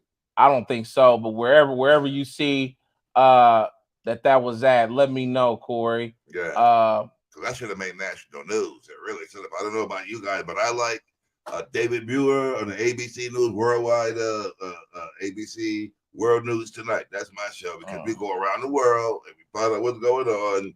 You know, and that should have made World News Tonight. People would have been upset. It's a big national syndicate. Everybody watches it. Everybody who wants to know what's going on. And this is in Chicago. It was Chicago. It's in Chicago. Oh, wow. Who bought the answer? Who bought the answer? That's A Dog. A Dog. Corey gave us one handed. Yep, Chicago. Corey saying Chicago. He confirming as well. Wow. See, yep, Chi-Town. That's some ugliness going on in Chi-Town. Yep. Corey, you already know. Corey said. He said, man, he said, you touch my mama today, and your family will be wearing black. This is the attitude of most just young men abroad protecting their mom. Not my mama. Yeah. You talk about my mama? That's the attitude. Like, seriously, you touch my mom, you're gonna die. You talk about my mom, you're gonna die. Some brothers, yeah. Some brothers will take it there. Some people will take it there. Yeah. So don't look at my mama, you're gonna die. Yeah. Yeah, man. You know, so Chicken Shack woman beater, you earned this. You earned it. Wear your badge of shame all the way to your grave. And then when you get to the gates, because I'm not doubting that he probably wasn't a good man. I'm not doubting that he probably that he was good to his kids. He had a propensity for violence. Yeah. You can see that. You know, some people are, people persons. Some people are not people. You know, some people should just stick to the grill and don't deal with people or work on it. Don't even go to the cashier because you are not good with people. Yeah. You know. And then, people ongoers online, quit reducing people down, to not to making them seem lesser responsible for their actions or their words. Like, how dare you talk about, like he, didn't deserve this and he didn't. What did he deserve? He deserves some time off and some anger management classes. Tell me what he deserved. That's an action that goes from 0 to 100. Right. Beating somebody's mother in public like that. In front of him. In front of the boy. You gotta be kidding me. In front of the boy. He should have known it was gonna be coming. Boy. You gotta be kidding me. And where was the kid? Why didn't the kid run up and get the damn food? That's what I like. This whole thing probably, this escalation probably would have been, the dude's a youngster. Mama's old. She can't get the move like she used to. I get up there and run and get the doggone food. I guess the kid was in the car. Oh, I really? guess he was in the car, or he was in there with mom, one or the other. Right. Because he's in there with mom. Because he leaves and goes back to the car. To the car. So and comes back with the gun. He should have been going to get the food. I mean, with this kind of dude, I can't put nothing out of the possibilities of what He's a tyrant. He sounds like he's a tyrant as he's on his shit. When I say come and get your food, you come and get your food. Yeah. I'm sure it's already paid for. Hey, if it's already paid for, I'll come and get it when I'm ready to get it. And thank you to Missy T. She's saying not just men are protective like that over their moms. Not just men. Not just men, really? Yes, ma'am. Yeah. I know that and respect that. Absolutely. That's true too. So I'm saying this is somebody's mother, man. Somebody's mother. Yep. You put your hands on it. You had a death wish. Yeah. Everybody knew it. Everybody knew it. It just want to say it. You had a death wish. And then who manifested this?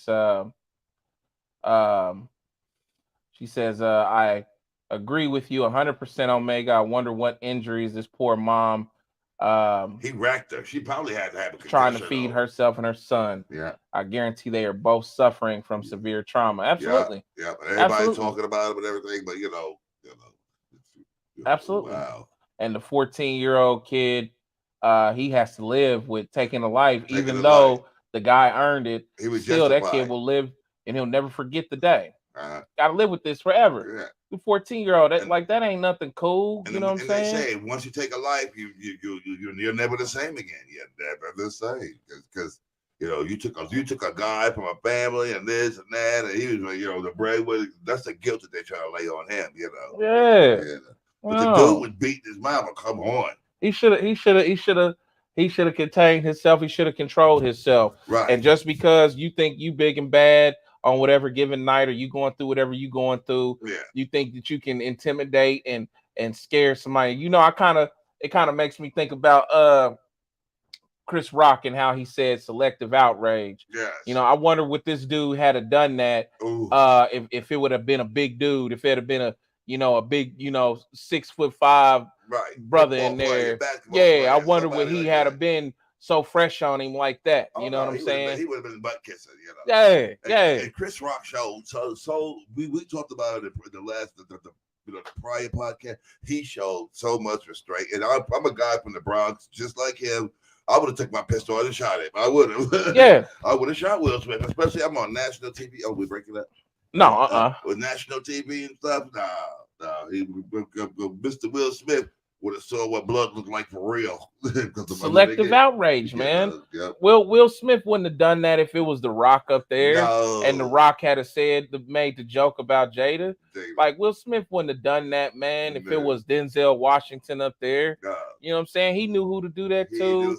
Him and Chris and them didn't have rotations together in the business. Right. They didn't dealt with each other on and off, and didn't had issues previously. And then you look at Chris Rock. If you ever been a fan of Everybody Hates Chris, he lived a whole lot like my man Jerome right here. Like he was a bullied kid. He was bullied his whole life.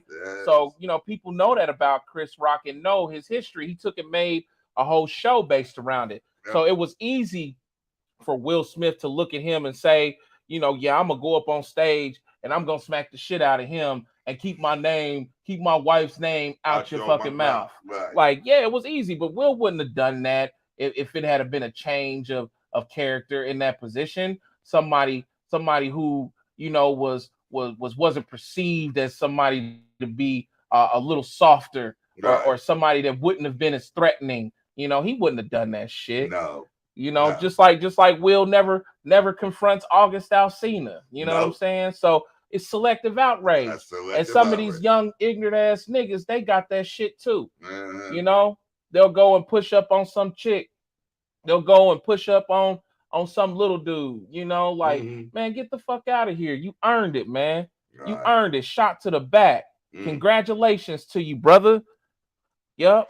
And I hope they bury you well. I hope they get the flowers and everything, you know, to decorate the occasion. They'll probably put him in the chicken box, the styrofoam container. Yeah, put that meal in there with him that he was, died over. Yeah, he had to have pickup just like that. Yeah, put that chicken box in the casket with him. Yup, you can take it to the grave with him. There you go. Yup. So here you are, you big dummy. Yeah. You big. I just Fred can't say it. The customer saying you big dummy, but you big dead dummy.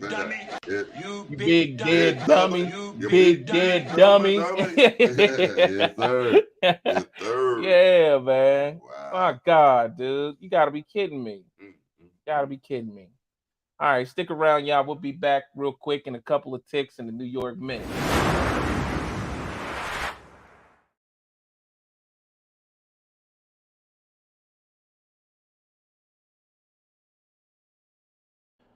Rappers, producers, hip-hop entertainers, hit up CWK Promotions for any of your management needs. Promotions, booking, studio sessions, feature help, models for your music videos, and much more. Hit up Chris Kleiss with CWK Promotions. Booking from 15 to 30% cheaper. Models, $50 to $500 for your videos. Promotions of any kind. Studio sessions, ranging from $35 to $175, and features from $10,000 to $250K. Hit up CWK Promotions now. Ain't no never saw me down the I ain't being right, but I ain't wrong in the wrongest way. I ain't no devil on that level, but I'm far from a saint. Got blood diamonds on my bezel, cause they said that I can't.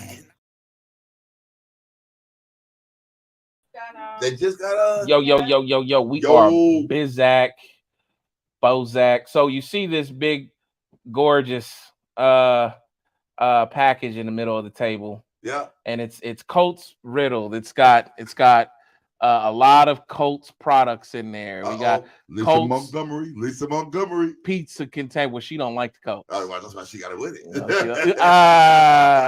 You got Colts pizza containers. You got a Colts it's a little ticket admit one, but it's like it's a canvas. And then you got fork and spoon, Colts fork and spoon with a like a Colts serving tray. Right. And then there's like this big Colts thing in the back that you can hang from. So it's a Colts package, for the Colts fan in you. All right. I'm not the Colts fan, but this is for the winner of this next spin. Be right though, what that he wants anything Cowboys. Yeah, be right, as you know what I'm saying. He's a cowboy. So if you're just tuning in, thank you for tuning in. We have a new game that we play called Wheel of Crossfaded. Wheel of Crossfaded, and you are playing it live right now. You are looking live. That's at the right. Wheel of Crossfaded. That's right. And the next gift that we're getting ready to give away is the wonderful Colts basket. So before I do this spin, I want to make sure that all participants are here. Yeah. So looks like we do have Ma and Paul. Ma and Paul. They did join. Join. Hello, Ma and Paul. Hey, Mama Cheryl. I missed her comments earlier. God bless y'all. Yeah. So I know they're here. Yes. A-Dog. Everybody else is still here. Everybody's still here. Lisa Montgomery. Yep, she's still here. I'm pulling for you, Lisa. I'm pulling for you this time, lady. Yep. So I'm gonna go and I'm gonna add Ma and Paul to the list. For the Montgomery. Ma and Paul. Okay, to the list. All right. So they are now officially added to the list. Is there anyone else that is new that would love to participate in a round of Wheel of Crossfaded Live? Is there anyone else that has not had their name entered onto? Me. This is Wheel of Crossfaded, you guys. So if you have not been added to the wheel, please tell me now so we can add you to the wheel. Yep, she's here. She says, Oh yeah, let's talk about Coach basket. Who's this? This is Mama. Yeah, that's Mom. Yeah. Mom said, "Give me that Coach basket there. Let me have that." Yes. Welcome to another spin of the wheel with Wheel of Crossfaded Live. Not Wheel of Fortune, Wheel of Crossfaded. Hey, props to Pat Sajak. He's retiring next year. Yes. Over. He was replaced by Ryan Seacrest. Does Ryan Seacrest have enough doggone jobs? My God, let's take it around. This is the ultimate job. So Oh yeah. Once he does this, he's done. Yeah, it's it. It's just like come off the right weapon of the year. Uh-huh. Yeah, well, once you get $15 million a year, buddy. Yep.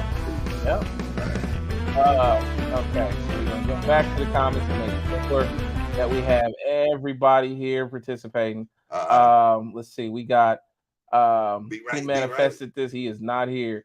Who manifested this? Speaking to Miss Patricia, I like how you think us daughters can be a force to be reckoned with when it comes to my mama. Speaking of Miss Pat, that's right. That's right. And again, I don't mean to not count out the women. Everybody loves their mom tremendously, women and men alike. Although we saw in that clip, nobody got to help that woman, a man or a woman. Nope. You know, nope. So I mean, we might love our mamas, but I mean, somebody should have jumped up. Man, somebody.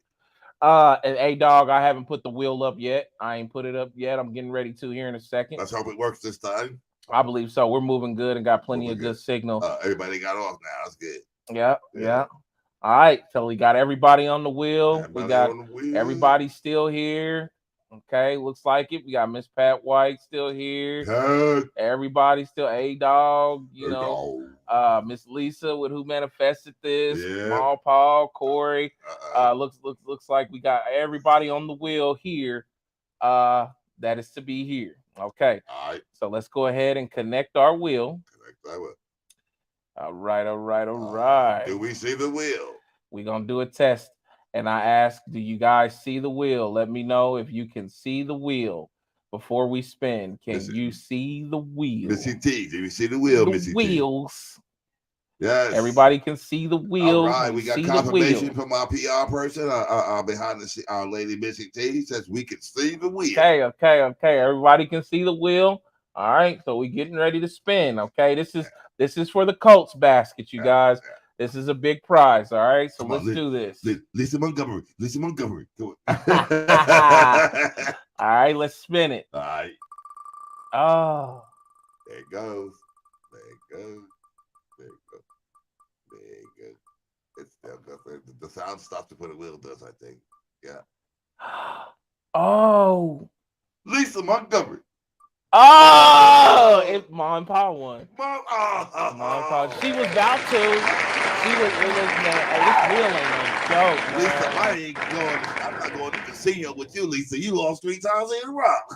That's crazy, man. Wow. This wheel is not no joke. Congratulations, Mom and Pa. Y'all come in the game. And you know what happened? Mom got that religious thing going. She said, Lord, I want that coat back. The Lord said, here you go, Mom.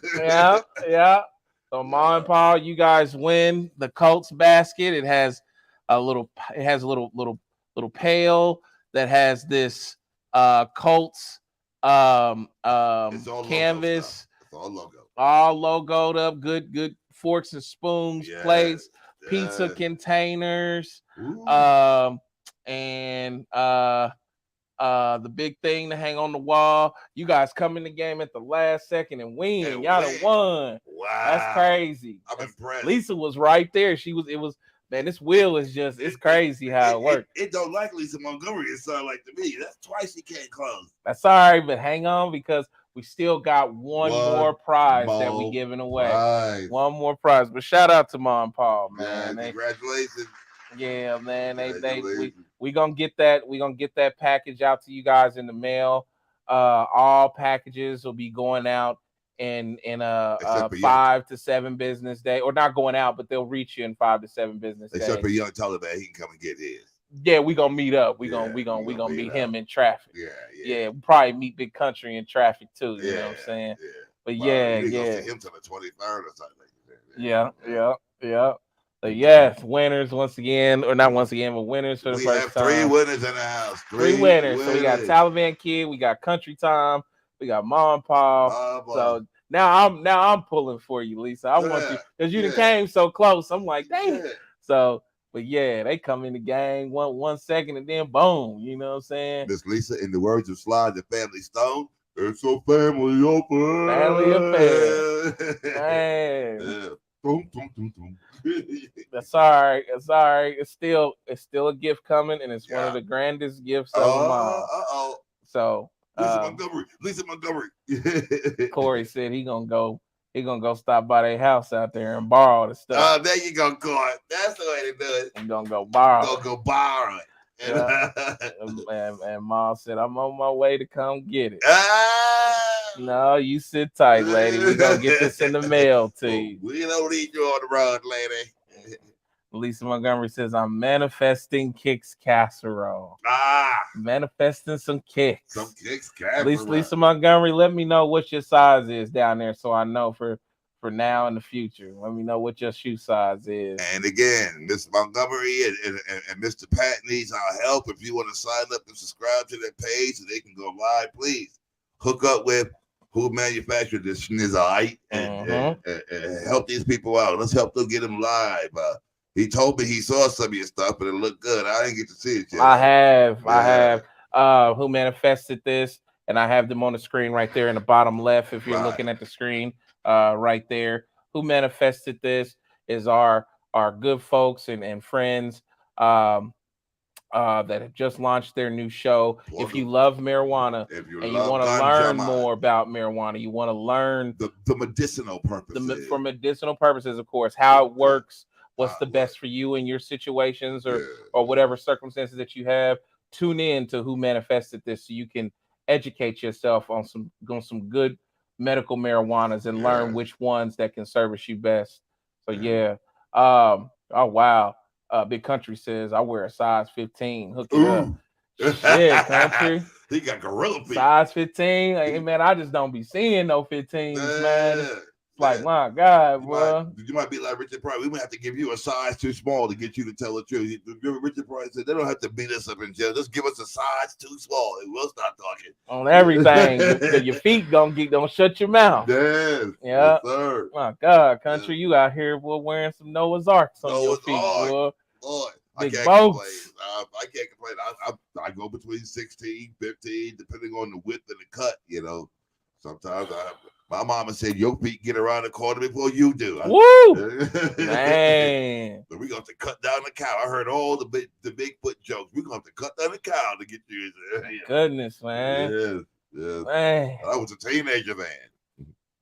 Who Manifested This also talks about true life stories and how music helped them and you as the viewer. So marijuana education and music true life stories and music stories that helped helped you survive and helped you get through. So check out Who Manifested This. I love to talk to Lisa about that. That's because music changed my life. Once I was going blind and lost my sight, the first thing they said was put a guitar in his hand. Because I had to lay on my back and wait till surgery because it took a couple of weeks to get everything scheduled and stuff. But next thing I know, I'm listening to the radio, I'm picking guitar, and the rest is history. That's the history. Yeah.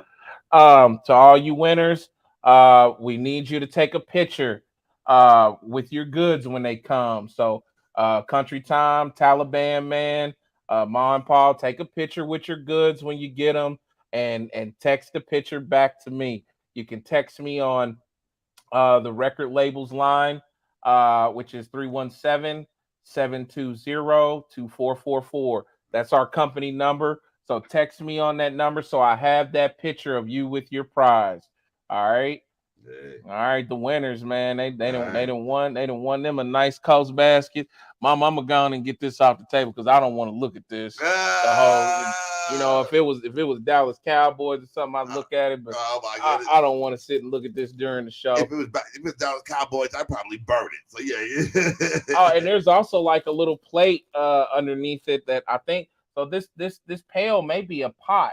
It may be a pot of sort. Or a cooler to put your beer in. Oh, okay, it's for popcorn. For popcorn. For popcorn. So or beer. Yep. but that's a serving plate down there at the bottom of it. Wow. So it's 2 serving plates, forks, spoons, 2 pizza compartments, a canvas print of a Colts ticket, and then another little Colts decor wall hanging. That's probably a flag or something. Thing. It's a flag. It's probably a flag. No, it's cardboard. Oh, cardboard. Okay. And then we got Colts forks and spoons. So, yep. This is on its way to Florida. For the Colts lover You'll be receiving it in the next few days to come. For the Colts yep. lover and you. All right. Man. All right. Man, that was good. I'm glad the wheel could be seen. And all right, now see, man, practice makes perfect. Yeah. The side was good. The wheel is good. Everybody good. Yeah. See, my sister didn't want to win that. My sister don't need no Colts package. She's not really a football fan. She's more of a baseball fan because her son is in Switzerland, you know. Yeah. Yeah. She's like football. Yeah. Yeah. Okay. Coming up next, why is hip hop on trial? So we're gonna talk about that. Megan, why is hip hop on trial? Man. I got some fair assumptions. Yeah. Fair assumptions. Yeah. We're gonna talk about it in a second. All right. Stick around. This is Crossfaded.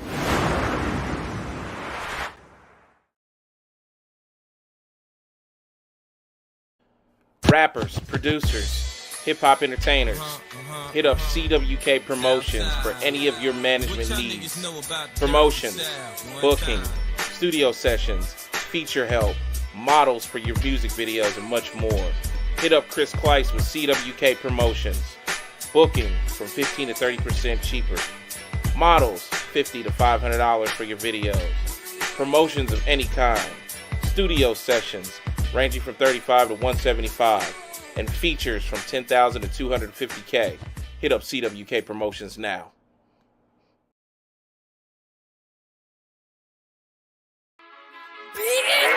Anytime I step up in this bitch, I'ma turn up. Got one foot up in this club, I'ma turn up. All I do is shut it down, I'ma turn up. With your baby mama now, I'ma turn up. Bitch, I'm gon' turn up. Bitch, I'm gon' turn up. Bitch, I'm gon' turn up. Bitch, I'm gon' turn up. A slow roller, but Martinez doesn't run well. Jeter up with it. Starts spreading the news. New York, New York.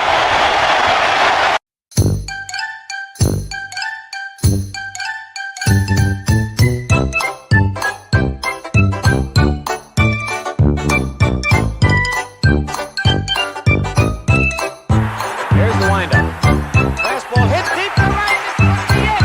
Way back there. Another standing ovation for Roger Maris. One of the greatest sights I've ever seen here at Yankee Stadium.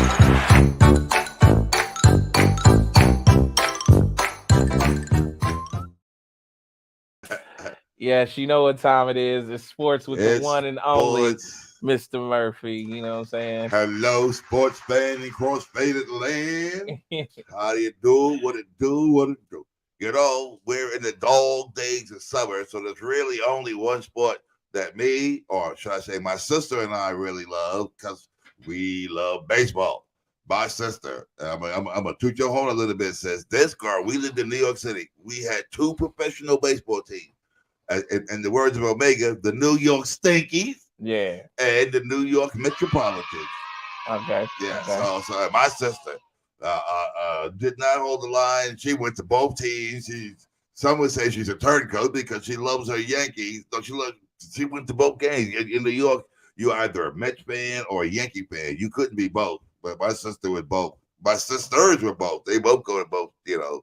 And that was back before they changed stadiums now, because the old Yankee Stadium is gone. They built a new one, and the old Mets City Field is gone. Nowadays they changed it.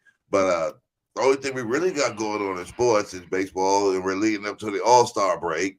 That happens July 9th, but that's All the other sports are on hiatus: basketball, football, hockey. They already ran through all theirs. Yeah. So the only thing we really have left is racing, auto racing, tennis. If you guys like tennis, there's tennis.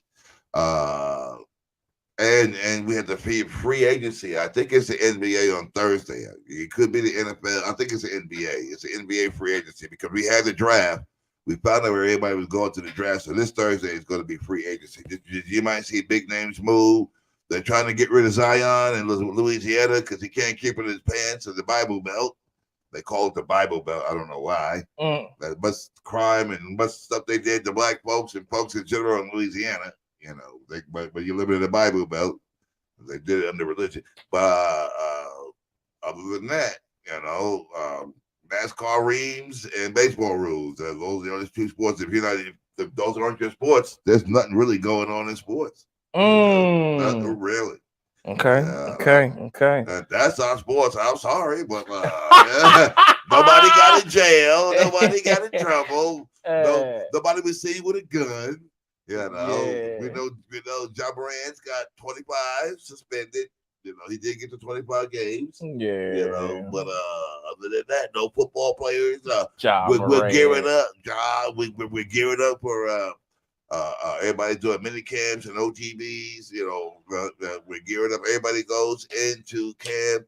I think next month they start opening up camps and stuff because the Hall of Fame game is the first week in August, second week in August for football. But everybody should be signed up for training camps and getting themselves in and getting everything together. And believe it or not, that's sports. That's sports. That's sports. And also, Sister Patricia, if you can, send Omega some links. We would love to get some pictures of your son. We would love to see the man playing ball in Switzerland and how's he doing? Is he hitting? He's a southpaw. For those who don't know, he pitches with his left hand. They make a lot. He's a lefty? He's a lefty. Oh, wow. They make it. Sister, correct me if I'm right. Is he a southpaw? If he is, he's destined to make highly sought after pitchers. Hell dude. Yes. Yeah, you lefty and you throwing 90 miles an hour. 100, 95. Yes. Yeah. So you know, if you can send us a link so we can you know feature him and stuff. Yeah, absolutely, Miss Pat. Get me some links by text. I'd love to start talking about him and kind of make him like one of our centerpieces with sports, so we can, you know, watch him and encourage others to kind of start watching him or watching that team as well. Miss Pat says he is a switch hitter, but mainly bats right. So he's a switch hitter. I thought he was a pitcher. I thought they had him on the mound.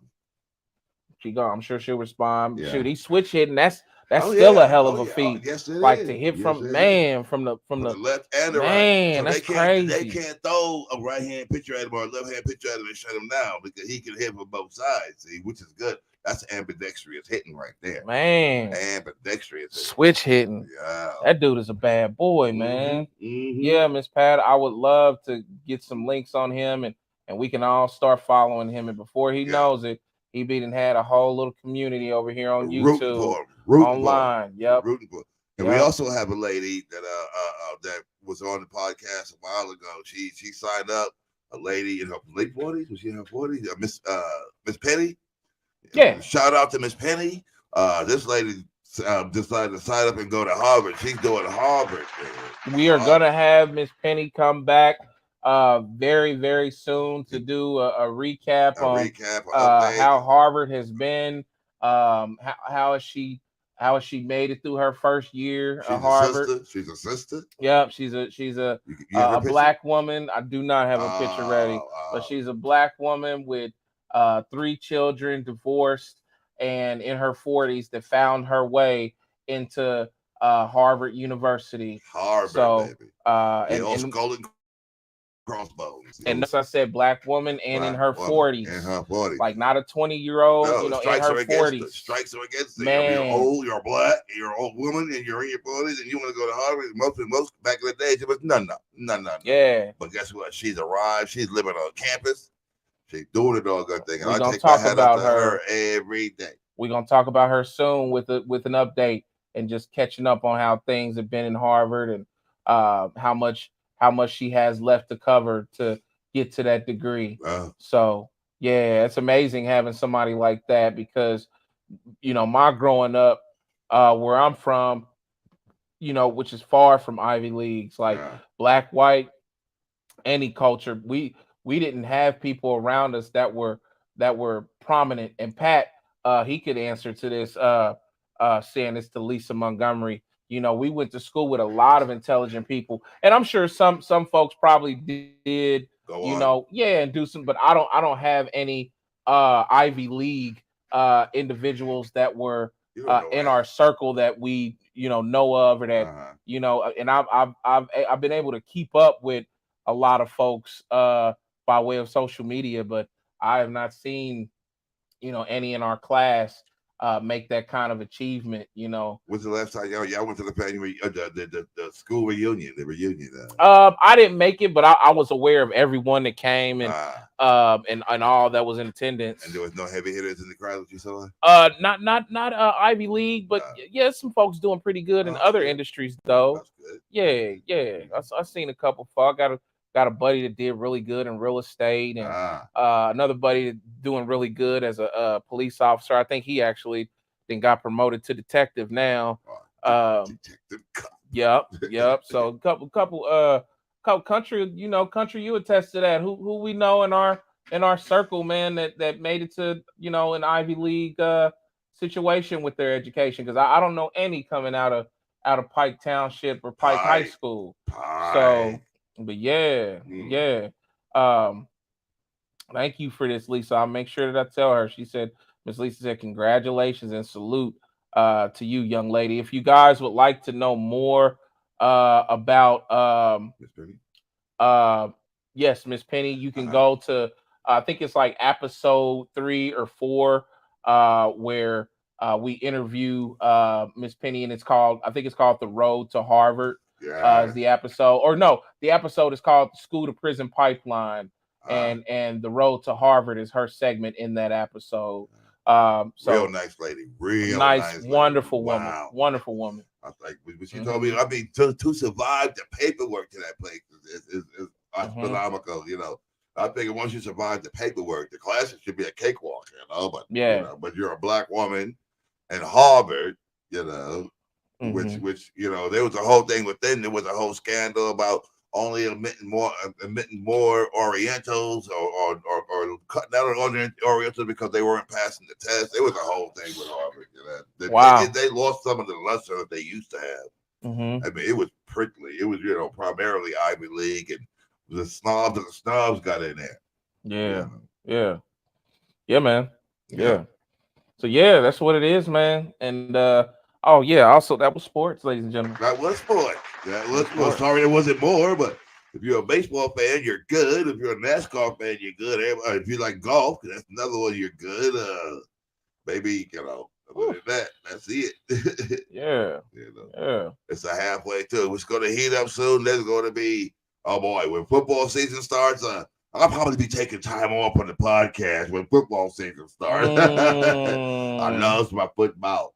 Yeah. They can have their football, but I got to have my football. Love the great eye.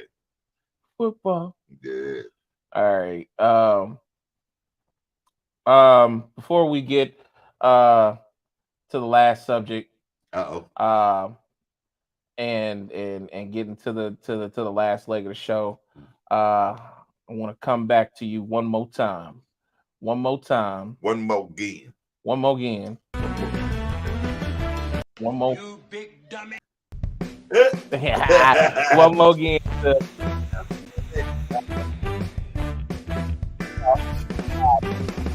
Are we going again? We going one more time. We going one more again. Lisa, Montgomery, Lisa. Time to play. Sorry, Miss Pat. I love you. You're my sister, but Lisa Montgomery, Lisa. Come on. What's this prize? I can't wait. All right. So this prize, this time, ladies and gentlemen, is in my eyes a bigger prize than all of the prizes given away today. Oh wow! In my eyes. See Taliban, see Big Country. Y'all won too early. Y'all won the small prizes. See? Yes, they should won have held early. out for the big boy. Okay, Miss Pat, I'm gonna put this one. I want Miss Pat and I want Miss Lisa. I'm going for the ladies. They won early. Yeah. What is that prize? What is that prize? That prize is one of these shirts that we have on right now. Cross-faded official cross-faded wear. All right? Official cross-faded shirt. And when you come to the podcast, you gotta sit on. You gotta use the picture. You gotta put on your cross-faded shirt. You tune in. Yep. We want you suited and booted. We will need a picture of you after receiving all winners.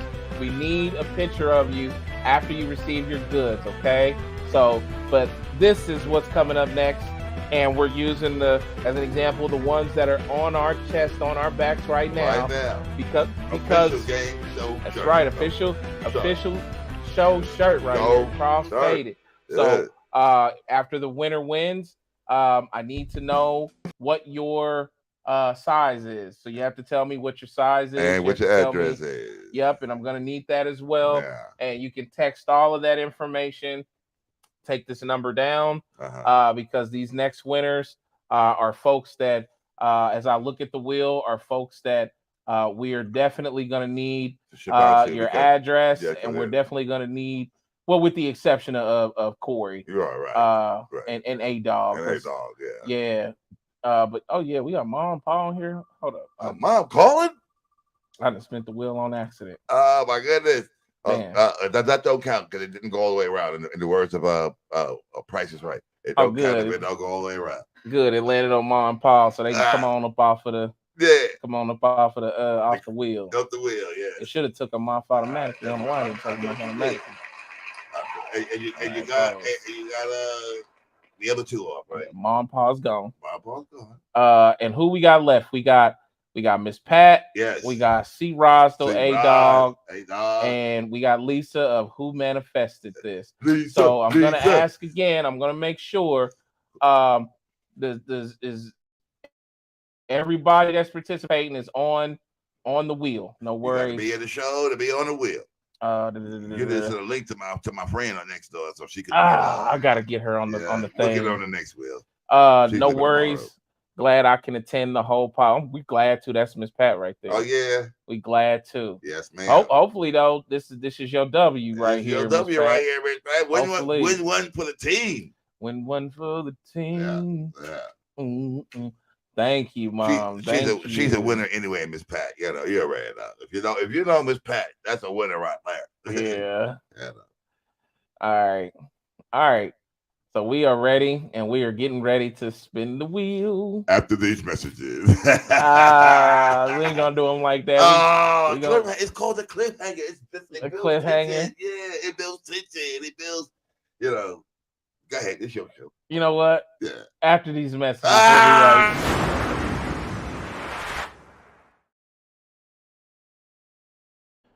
rappers, producers, hip-hop entertainers, hit up CWK Promotions for any of your management needs. Promotions, booking, studio sessions, feature help, models for your music videos, and much more. Hit up Chris Kleiss with CWK Promotions. Booking from 15 to 30% cheaper. Models, $50 to $500 for your videos. Promotions of any kind. Studio sessions ranging from $35 to $175. And features from $10,000 to $250K. Hit up CWK Promotions now.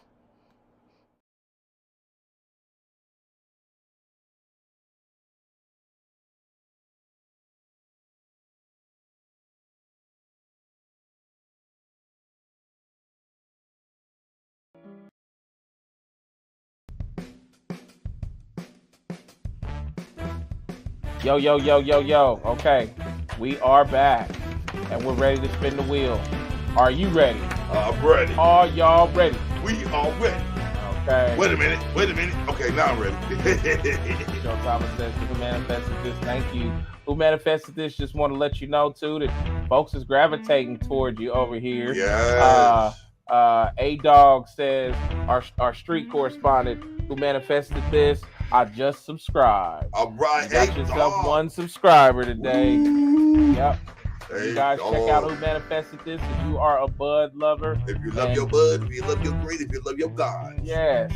and if you're looking for just good knowledge about it, and again also just good information about music and about life challenges and things as well. Who Manifested This is the place. All right. I'm sharing your podcast with friends, and I make any visitors I have watch Crossfaded or play in the back. Thank you, Lisa. That's awesome. Okay. All right. I know what it is. I know what it is. Miss Lisa Montgomery wants this T-shirt. She wants the shirt. Yeah, man. I'm rooting for you, Miss Lisa. I am so too. close. Man. So close a couple of times. All right. They say if you don't win this time, the fix is in. All right. All right. Y'all ready? All right. Let's spin the wheel. Spin the wheel.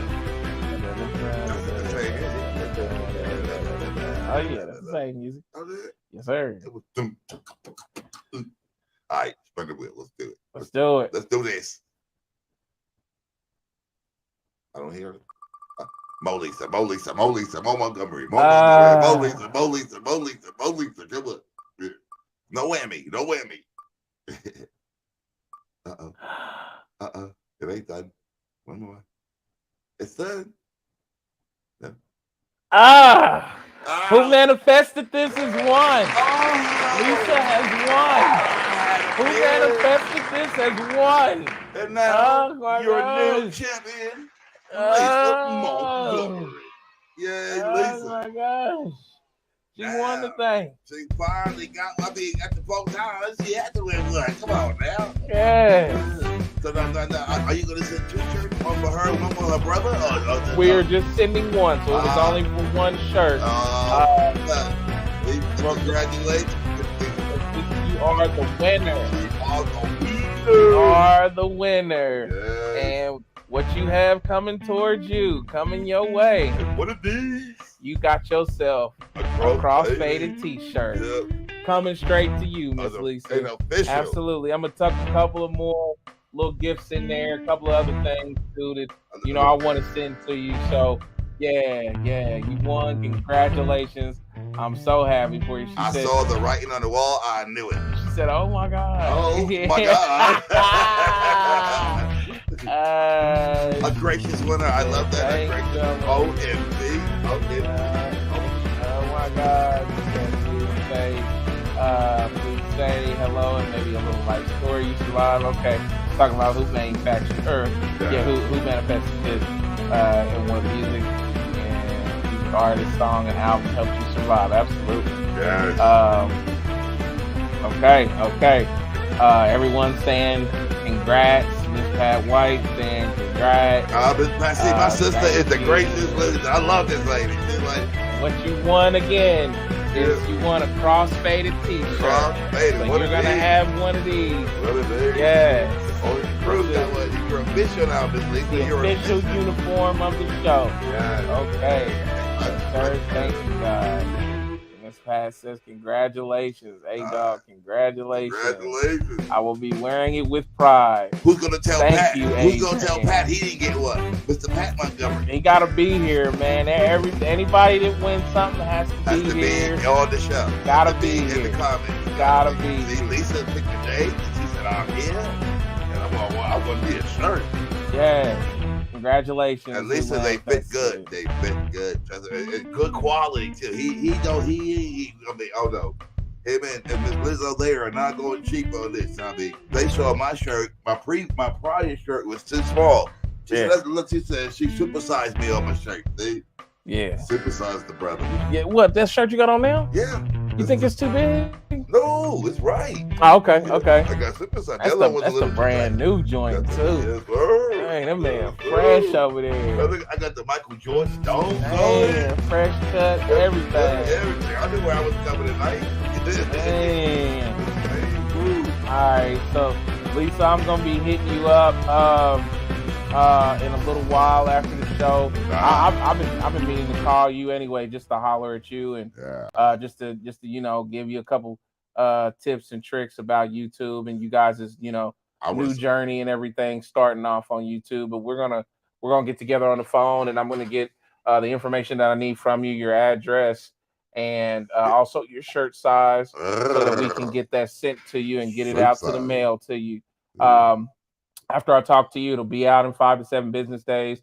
I just say that as a gauge, but most likely being where you are, it'll probably get there even sooner. And you have to take a picture with it on, Miss Lisa. And yes, you have also to take a picture and profile. Also and take a send, picture and send. Yes, yes. I can't wait. I bet you Sheila's gonna look good in that shirt. Yes, she gonna be sporting it. She says, "Thank you so Styling much." and profiling, Miss Lisa. Styling And styling. profiling with the cross faded on the chest. Yes. Everybody that did not win, please come back. Miss Pat, I'm always send you a link to each show. We're trying to have them in the evenings, because we gather bigger crowds in the evenings. I see most people are available, and just the crowd size is getting to be bigger. So hopefully you'll be able to come back and win next time. This is something that I'm trying to incorporate at least every other show. But don't be surprised if I end up doing it every show, giving away something cool like every time, I got a black golden a regular Labrador I'm putting up. Anybody want a black golden lab? Put a whole dog up. Who let the dogs out? Who put the dog up? I did. I did. Put the dog up. Who put the dog up? We got to get a picture. Put the dog. I want my dog on the wheel. Oh my God! Yeah. He's big. He's black. He's beautiful. Yeah. I love Maverick. Yes. His friends know him as Mr. Parker, and because that's his street name. See. Absolutely. Absolutely. But the ones that know us know him as Top Gun Maverick. Top Gun Maverick. Yes, sir. Miss Lisa says, I want to get a shirt with you and Jerome, a pic of you and Jerome. Hold on. I want to get a pic with you and Jerome in our cross-faded shirts. Absolutely. Heck yeah. We're gonna have to make that happen. Oh yeah. Make that happen. I will be back if in the evening, says Miss Pat. She said that's another person who evenings works great for. Yeah. I'm liking this evening schedule, and I see that, once I looked at the analytics, that it coincides with a lot of the subscribers on our page. That's something else I'm gonna turn you on to, Lisa, is knowing how your fans or your subscribers move on YouTube, and seeing who's on the platform during certain hours. Which group you trying to reach and stuff, right? Not which group, but what's the most of our subscribers that's online during that time. So yeah, I'm a definitely just hip you to a few things when we talk. Yeah, she said I like evenings too. I think we find in our groove with that, man. Yes. I think so. Yeah. Miss Lisa, I want to know if you could tell us how many subscribers do you have now? You say you need 50. Are you close? I mean, we got you 1 or 2 today. I know. Can you give us a number of where you at and how many you need, so we can spread the news? Yeah, who manifested this needs to get 50 subscribers, so that they're able to begin the process to start lives and live shows and live streaming. That's what she wants. Yep. Just keep working like you're doing now, and then showing up here and picking up a couple people here, and you know what I mean. So wear your cross-faded T-shirt, so everybody knows you're affiliated. She said, I think we have 18. We still a little. Come on, everybody. Those who are listening and being passed on to, retreats, or don't take his tweets, please. Let's get who manufactured this thing up. Let's get it up and running. She's got 18. She needs 50. Yep. Let's do this. Getting close. That's good. Keep working. Keep working. I'm gonna get on my phone and see if I can get my subscription in.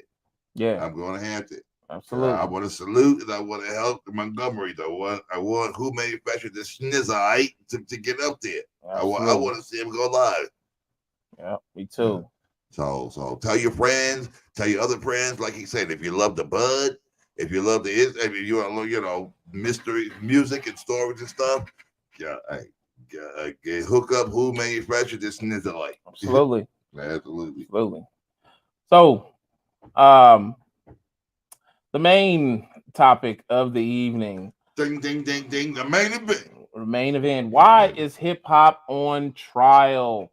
Why is hip hop on trial, ladies and gentlemen? Well, I think hip hop did some bad things back in the past, and they probably caught up to hip hop, and hip hop get reprimanded.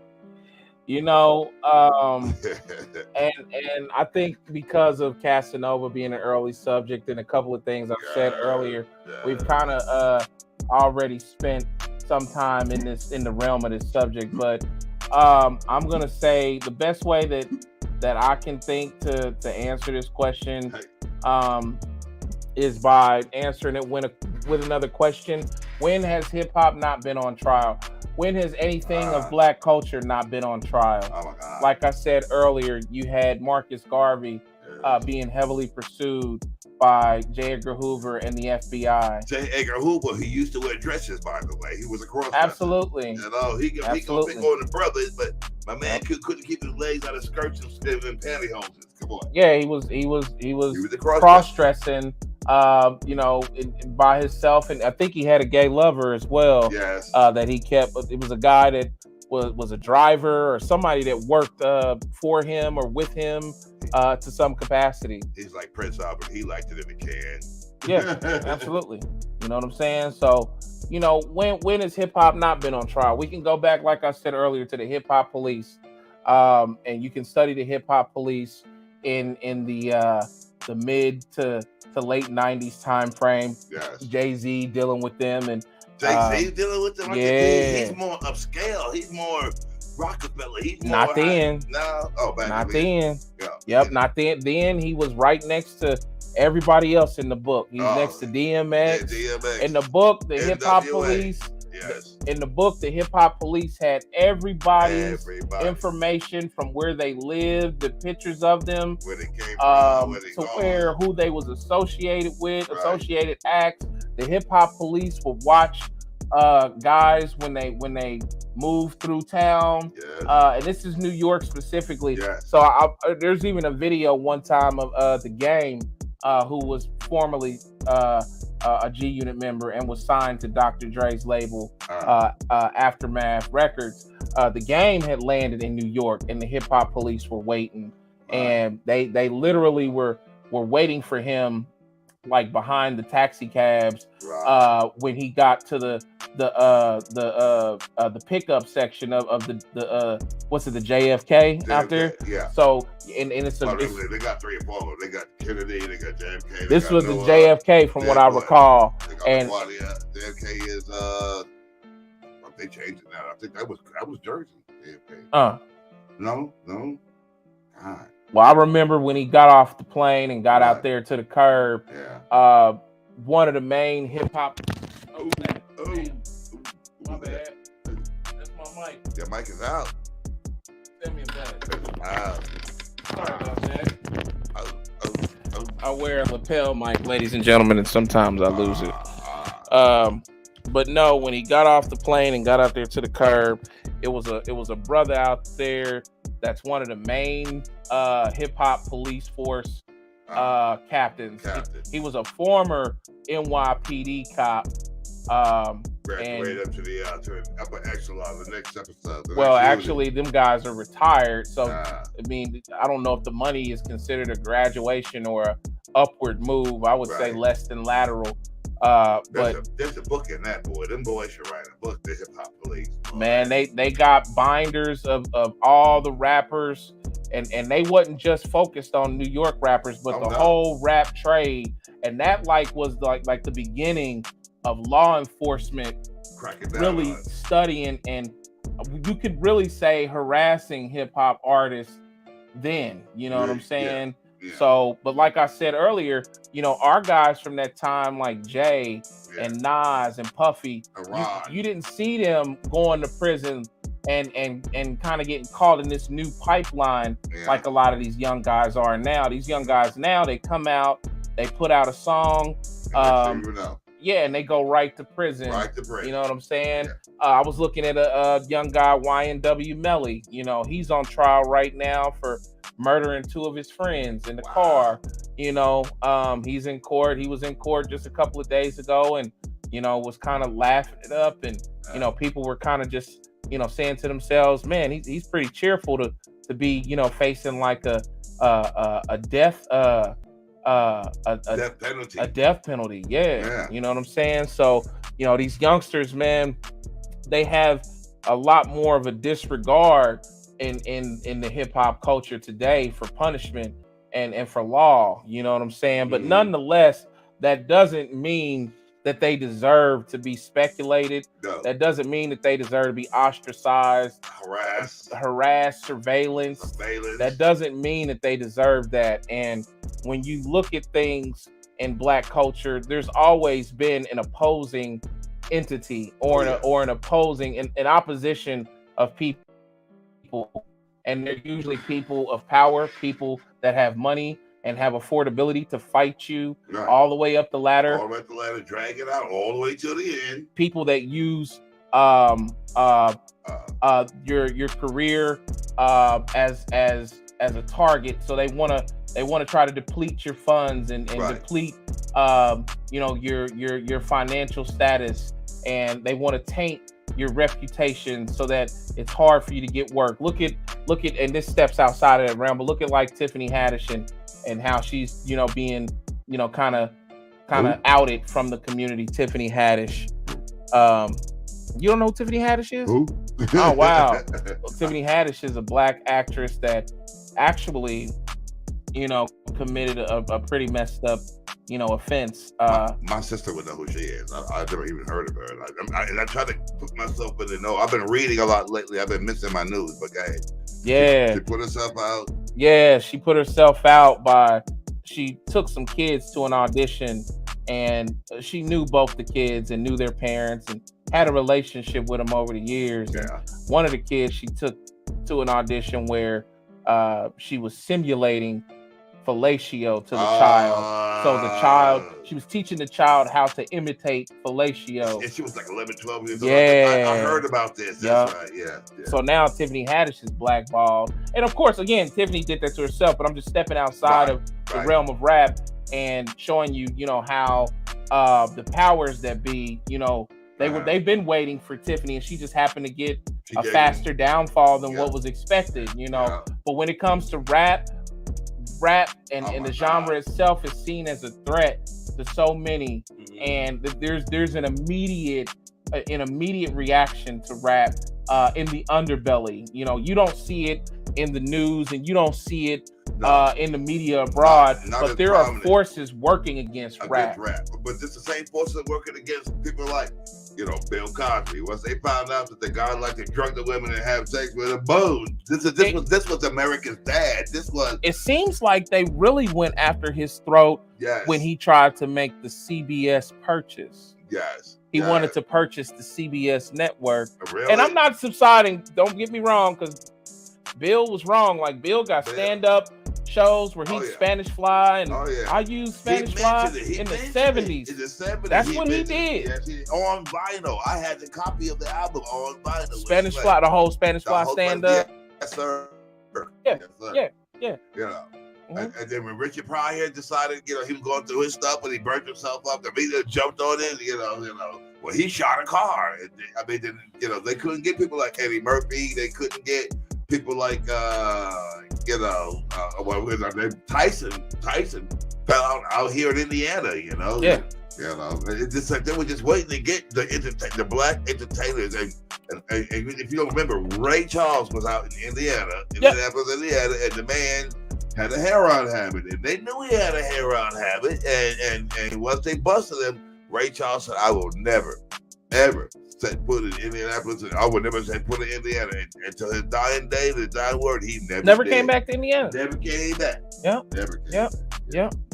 So, it was at one point where they were just going after, just give him a reason.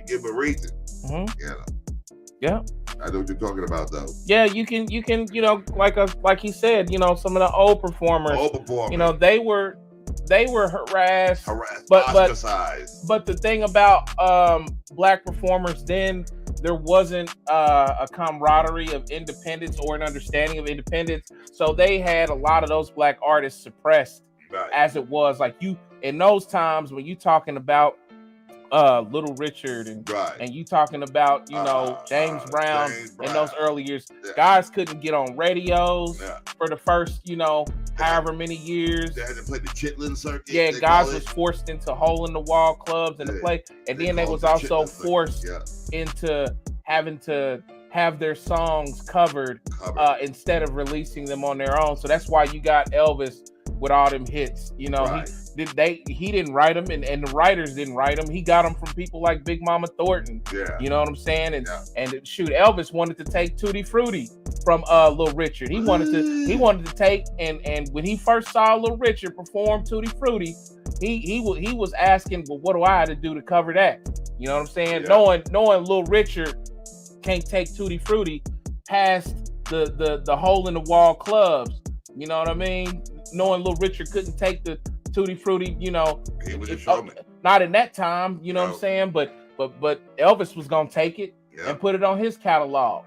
And that label, when they did that in those times, they didn't have any kind of incentive for paying the artist for their compositions or for their writings. There was PROs, but black artists, they weren't in the system for that. They weren't allowed in systems.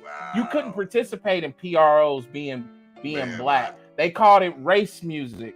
So you weren't allowed to be black and present race music to performance rights organizations and go out and perform it anywhere and make a living. You had to pass it off through another white artist. So like I said at the beginning of this, hip hop on trial, black music has been on trial since the beginning. So now it's just automated. What you're looking at is an automated process right now. It's kind of like genocide and how the course was set to begin with genocide. And I know this is an education right here for people that don't know, especially folks that aren't of color. When you look at the genocide ethic and how it starts, it comes because of the evolution of gang activity and really the entrance of gangs. When you go to the West Coast and you dealing with gangs out there, Crips and Bloods and Latin Kings and all that. You know what I'm saying? And something 13, MR13. Sir 13s and MR13 or Sir 13s and it's another 13 too. Something like that. Yeah. I knew a dude who was a Sir 13. That's Hispanic gang. Yeah. So in New York we had the Latin Kings. And y'all got Crips and Bloods in New York. Yeah. No, I didn't know. Crips and Bloods started on the West Coast and have just evolved. Went all across the nation. But when it comes to gangs were put in place by people in the community. Young guys in the community got together and they said, and this is on the West Coast, when you going back out, MS-13s, A-Dog. MS-13s. That's right, MS. Yep. People in the black communities going back west, like they were erecting gangs to combat police brutality and violence that police was committing in their communities against their own people. Ones you never even heard of, because there was one guy I heard about, a Hispanic guy, and he caused a riot, Jose something. The cops took him and drowned him in the river, and they wanted justice for Jose, and they said California ablaze. Was it California? Los Angeles. Yeah. They said Los Angeles ablaze. Yep. Yeah. And these cops, they picked these 4 cops and put them in and called them the squad. It's a podcast I was listening to. These guys didn't have no experience. They didn't know what they were doing. They had limited means, but they were charged with finding the killers of this one Spanish kid. And then it turned out they found out it was one of their own. It was a bunch of their own, Yeah. Dirty cops. Dirty killer, murder cops. We've been dealing with dirty cops and dirty law enforcement inside of black communities, black entities, anything inside of the black creative space or black structure. We've been dealing with corrupted authority. Right. There's always been a trial of sorts for us since we begin to cover the grounds of independence in all of these different industries. So it's not just hip hop on trial, but you're just seeing it in an expedited manner now because I mean everything is expedited. Everything is like fast food. The way the lifestyle is, the Instagrams, the Facebooks, the social medias. It's a throwaway society. It's a Dixie Cup society. Yes. It's a Dixie Cup generation, and nothing really has the value that it used to have. My mother and them, they was listening to Motown. Miss Pat, you know what's up? Yeah. Motown had the sound and had the artists that, and they was broke on Motown. Really? Like they was broke. Them artists was broke as fuck. When you go back and do the research, Barry Gordy, he wasn't paying them like that. Wow. Dudes was getting allowances. Yeah. Barry Gordy had them in a system. Wow. And they was in a system where they had to perform what was given to them. So Barry Gordy made their money at the gate, is what you saying. Huh? They made their money at the gate. They didn't really. Junior Walker in the All Star said it. He said I hated going to the recording studio. I hated recording because you did not get your reward right to the thing. You had to wait, hope it got airplay, hope it ran through. But when you did the shows, when you did the live shows, you got paid right there and there. Yeah, but it was like an allowance. Yeah. They wasn't getting paid. Barry Gordy put all of them on one bus and sent all of them all over the country. You have one bus out of Motown, and they have Diana Ross and the Supreme, Marvin Gaye, Tammy Terrell, the Temptations, the Four Tops, Stevie Wonder. You have all of them on one bus, and Barry shooting them all around the country. They staying in hole-in-the-wall hotels because they couldn't stay in nice places. They had to stay in hotels that was black only, and they going and working in clubs and in gymnasiums and all these little spots. And some of them was segregated. Some of them, and a lot of them were underage. Stevie Wonder was underage. Gladys Knight was underage. They were underage. And they say Gladys Knight played cards and cussed like a sailor. You know? Oh yeah. Yeah. They say I can kind of see that. Yeah. I can see Gladys. Gladys was no joke. I love Gladys Knight too. Man. Yeah. You know. So she never got a title too. It's not like Aretha. Aretha got Lady Soul. Gladys never got a title though. She wasn't the soul complain, you know. I don't think she really needed one. She was Gladys. That's true. And you knew Gladys Knight. I mean, she still comes kept to both us, names, but she was Gladys. She was no Madonna. She comes to us in two different forms. I mean, she's Gladys Knight in the Pips originally, and then she, breaks away. She's Gladys Knight, and she was just great in both contexts. Oh my God, I love that. Love her, man. Love her, boy. Love she her. Got the whole Indian thing with they had down. Love Gladys. Mm-hmm. Yeah.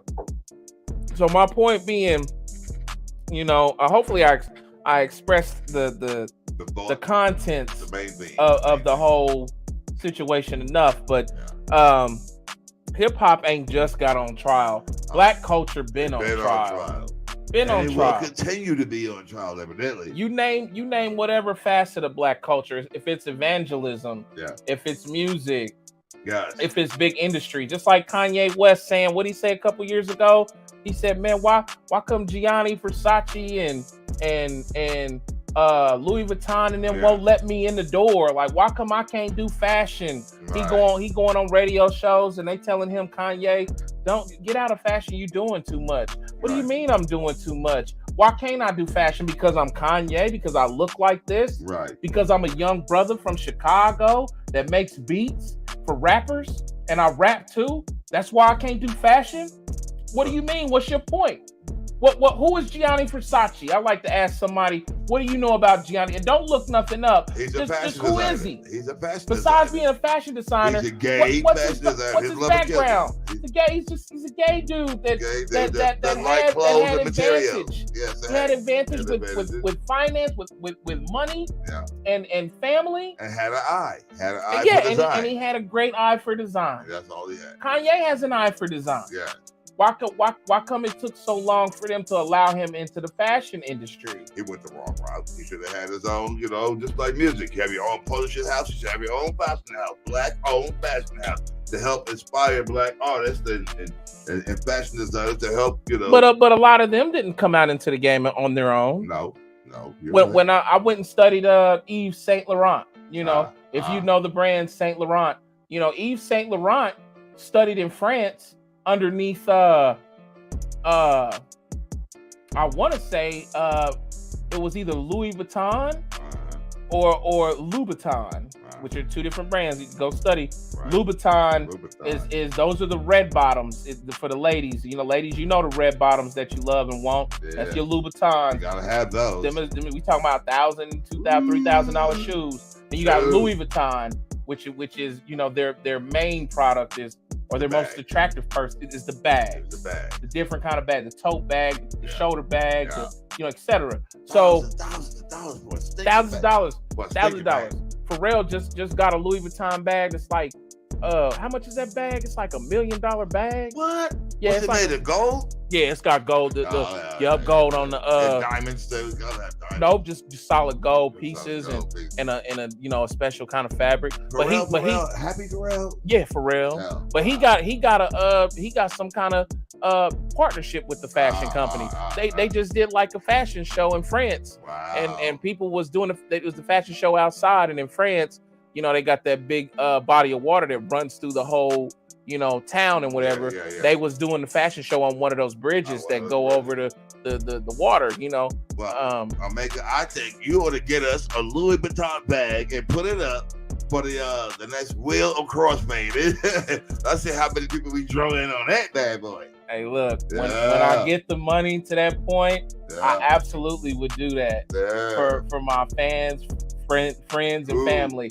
I would give away. You know what? Don't mess around, because I found a Louis Vuitton bag on one of these resale sites. Yes, sir. And put that bad boy up to give away.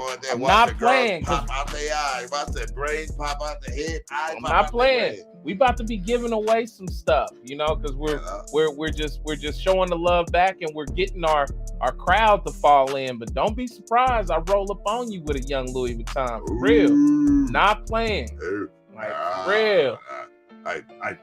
Let's go the other route. Let's just go to New York and buy some knockoffs.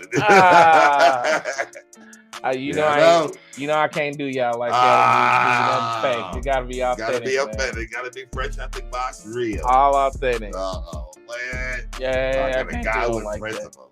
That. Man, you know, I try, man. You succeed. Thank you, man. But yeah, you know, that's been the case, you guys, all these years. We're on trial in a lot of American and world social aspects. Courts, yes. Yeah. On trial in all the courts around the world. So these young brothers going to jail like this, it really ain't nothing new. It's just more of an automated situation now that like you said, feeds the system. Look at Casanova, you know, in jail over a RICO charge. They applying the RICO to the rap game. They're playing your lyrics in court. What happened to the First Amendment? Right. Freedom of speech. Did you say kill the bitches, kill the bitches? You know, but it was a song. Yeah. But I've yet to see, you know, musicians from any other genre, you know, rise up, be crucified, or be persecuted for their lyrics in a song. Yeah. You know. And best believe in country, you know, they didn't talk. I'm sure they didn't talk about wanting to kill their wives. No. Country is different. Country is reversed. Country is you lose your wife, you lose your truck, you lose your dog, and then in reverse, you get your wife back, you get your truck back, you get your, you know. But I know somebody didn't talk that linguistics. I know somebody that said something about how many times have you said that you wished I could kill that motherfucker? You know what I'm saying? Like, I know it's in country somewhere, somebody's country song. Baby, you know, baby, I haven't heard it. Out of all the country songs made in the catalog, somebody, Reba McEntire, Garth Brooks, one of them folks. You know what? Now that I think about it, I'm going back to let me see. The night that the light went out in Harlem when this girl was hiding the guy in the room and they hung the guy, and you know, that's murder. You're right. Yeah. Like it's a part of life.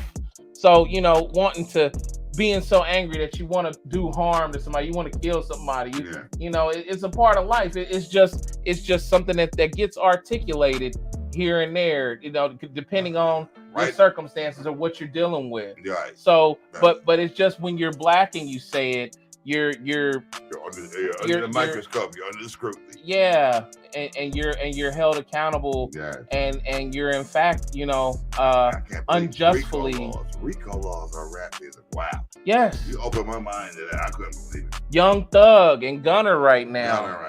Look at them guys. I gotta do my research. Man, them guys right now, man. We talking about guys that's looking at the rest of their lives in prison just from saying gang. 20, 30? In they early 30s. Early 30s, yeah. Yeah.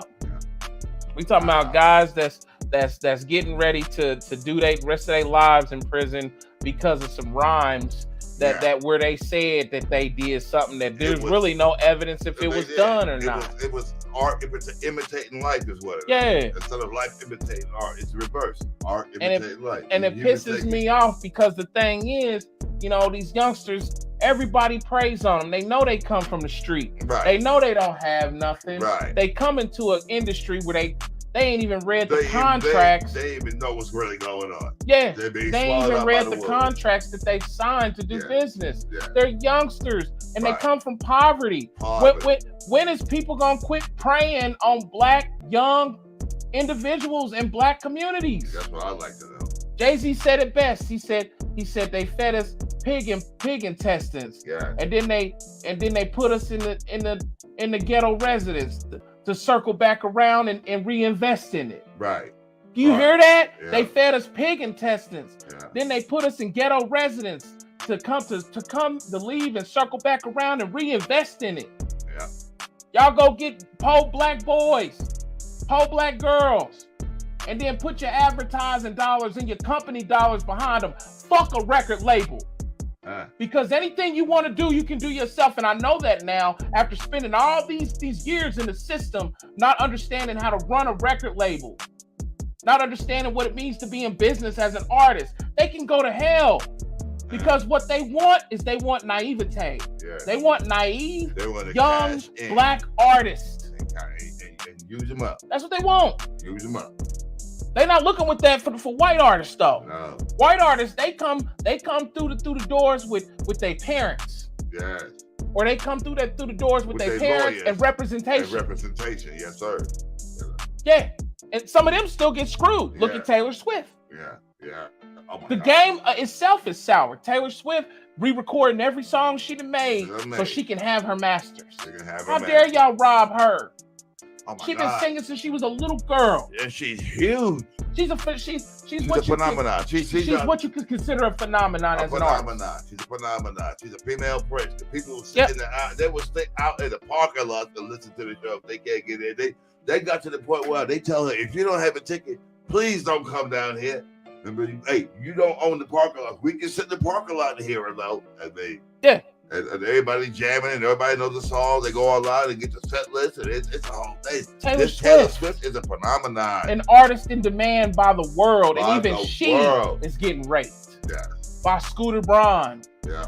And by other record labels that have had her catalog BDG. And then sold it off like it was a pair of shoes.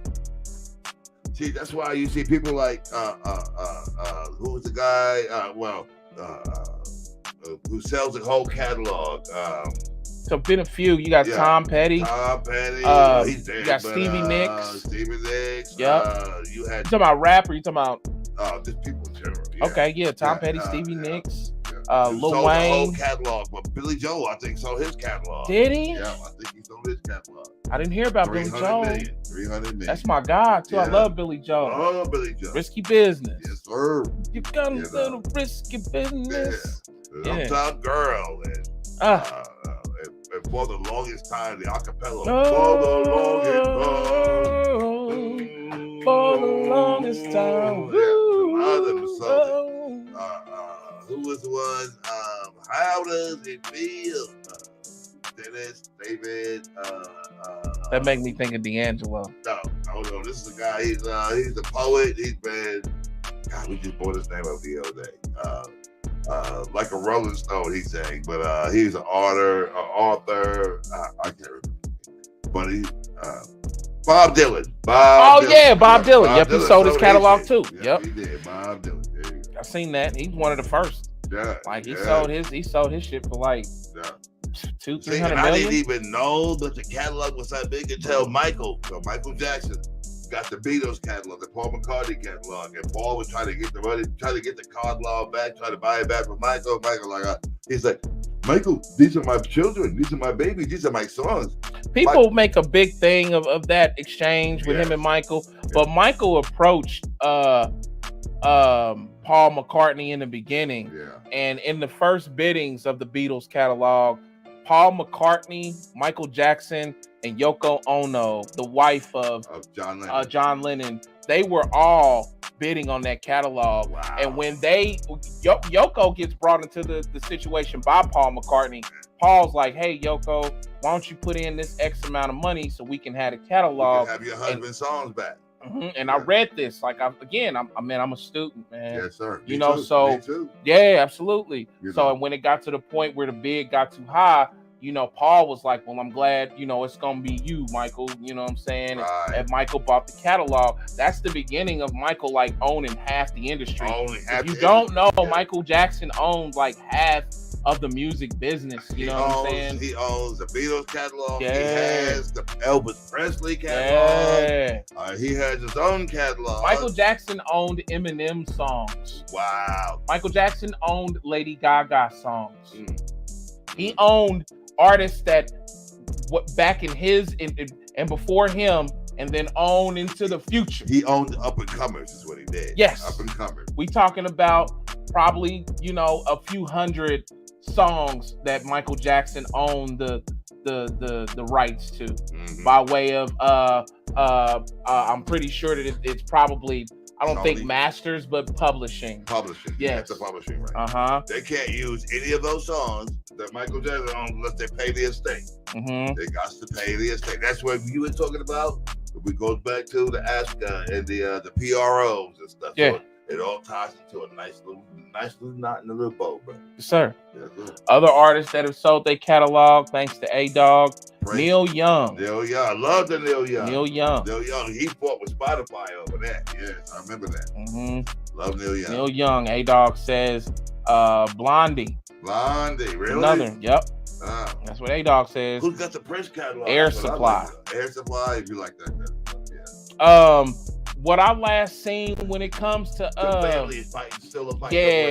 that's what I seen last, man. I seen Prince was his estate was like in court between like 3 or 4 family members. The Culture Club sold their catalog. Chameleon. If you don't know the Culture Club, go do your research. Yes. They even sold their catalog. Hold on. Shakira? Are you serious? Wow. Shakira. Wow. I wonder what she got for her. She ain't really had that much. Wow. She got a lot more Latin stuff that we don't know about. Wow. Look at all them. Shakira. Yeah. So, that's a major play. That's publishing and masters real estate inside of music. I'm thinking Stevie still owns his publishing, right? Stevie Wonder? Yeah, he owns his own. It's a good own. question. Yes. He's been with Money Hungry record labels since he started, so I'm curious as to know. Really? I thought he opened up his own label. Didn't he? He started with Motown. He started with Motown, and then he got out of Motown and got his own. I don't know where he goes after that. No. But I know he was a kid when he came into Motown. Wow, yeah. Oh, yeah. Motown. Yeah. 12, 13, 14 years old doing fingertips. He's like, he shouldn't even been working in a lot of these establishments. You have to be 16, 18, But him, Gladys Knight, Yeah, man. So I'm just curious to see how much he owned. But nonetheless, the whole game, when you're talking about the music business, the record industry, this is how it's structured. It's set up with these lopsided contracts, and people think they think it's mythological, or they think it's not true. I'll tell you why it's true. It's true because the record label business model and how these labels work, because they have a lot of funding. So they throw money into the system. They throw it at new and undiscovered artists. People who've never seen this kind of money before. No, not that. No. But they throw it at these artists that they know they'll take about 100, artists in a year. Yeah. And they'll throw a signing advance to all of them with the hopes that 1 to 3 of them will turn over and reproduce or not reproduce, but then cover all of the expenses that came by way of advancing those 100 artists. Yeah. So they throw an advance out there to 100 artists. It made every situation different. I had a guy from here that's a friend of mine. He got signed to Columbia. Yeah. And if y'all anybody from Indianapolis on here, if you know 625 and you know DJ Ready Rock, who's on the 96.3, which is 100 whatever now. They had gotten signed like when I was like in my early 20s, and they was signed to like a single deal. They was to produce like 3 singles for like 70 grand. You know what I'm saying? So, and they didn't end up making anything out of that. You know what I'm saying? And 2 of the guys quit rapping. One of the guys now is on our radio station. He's a prominent DJ. He's been on BET.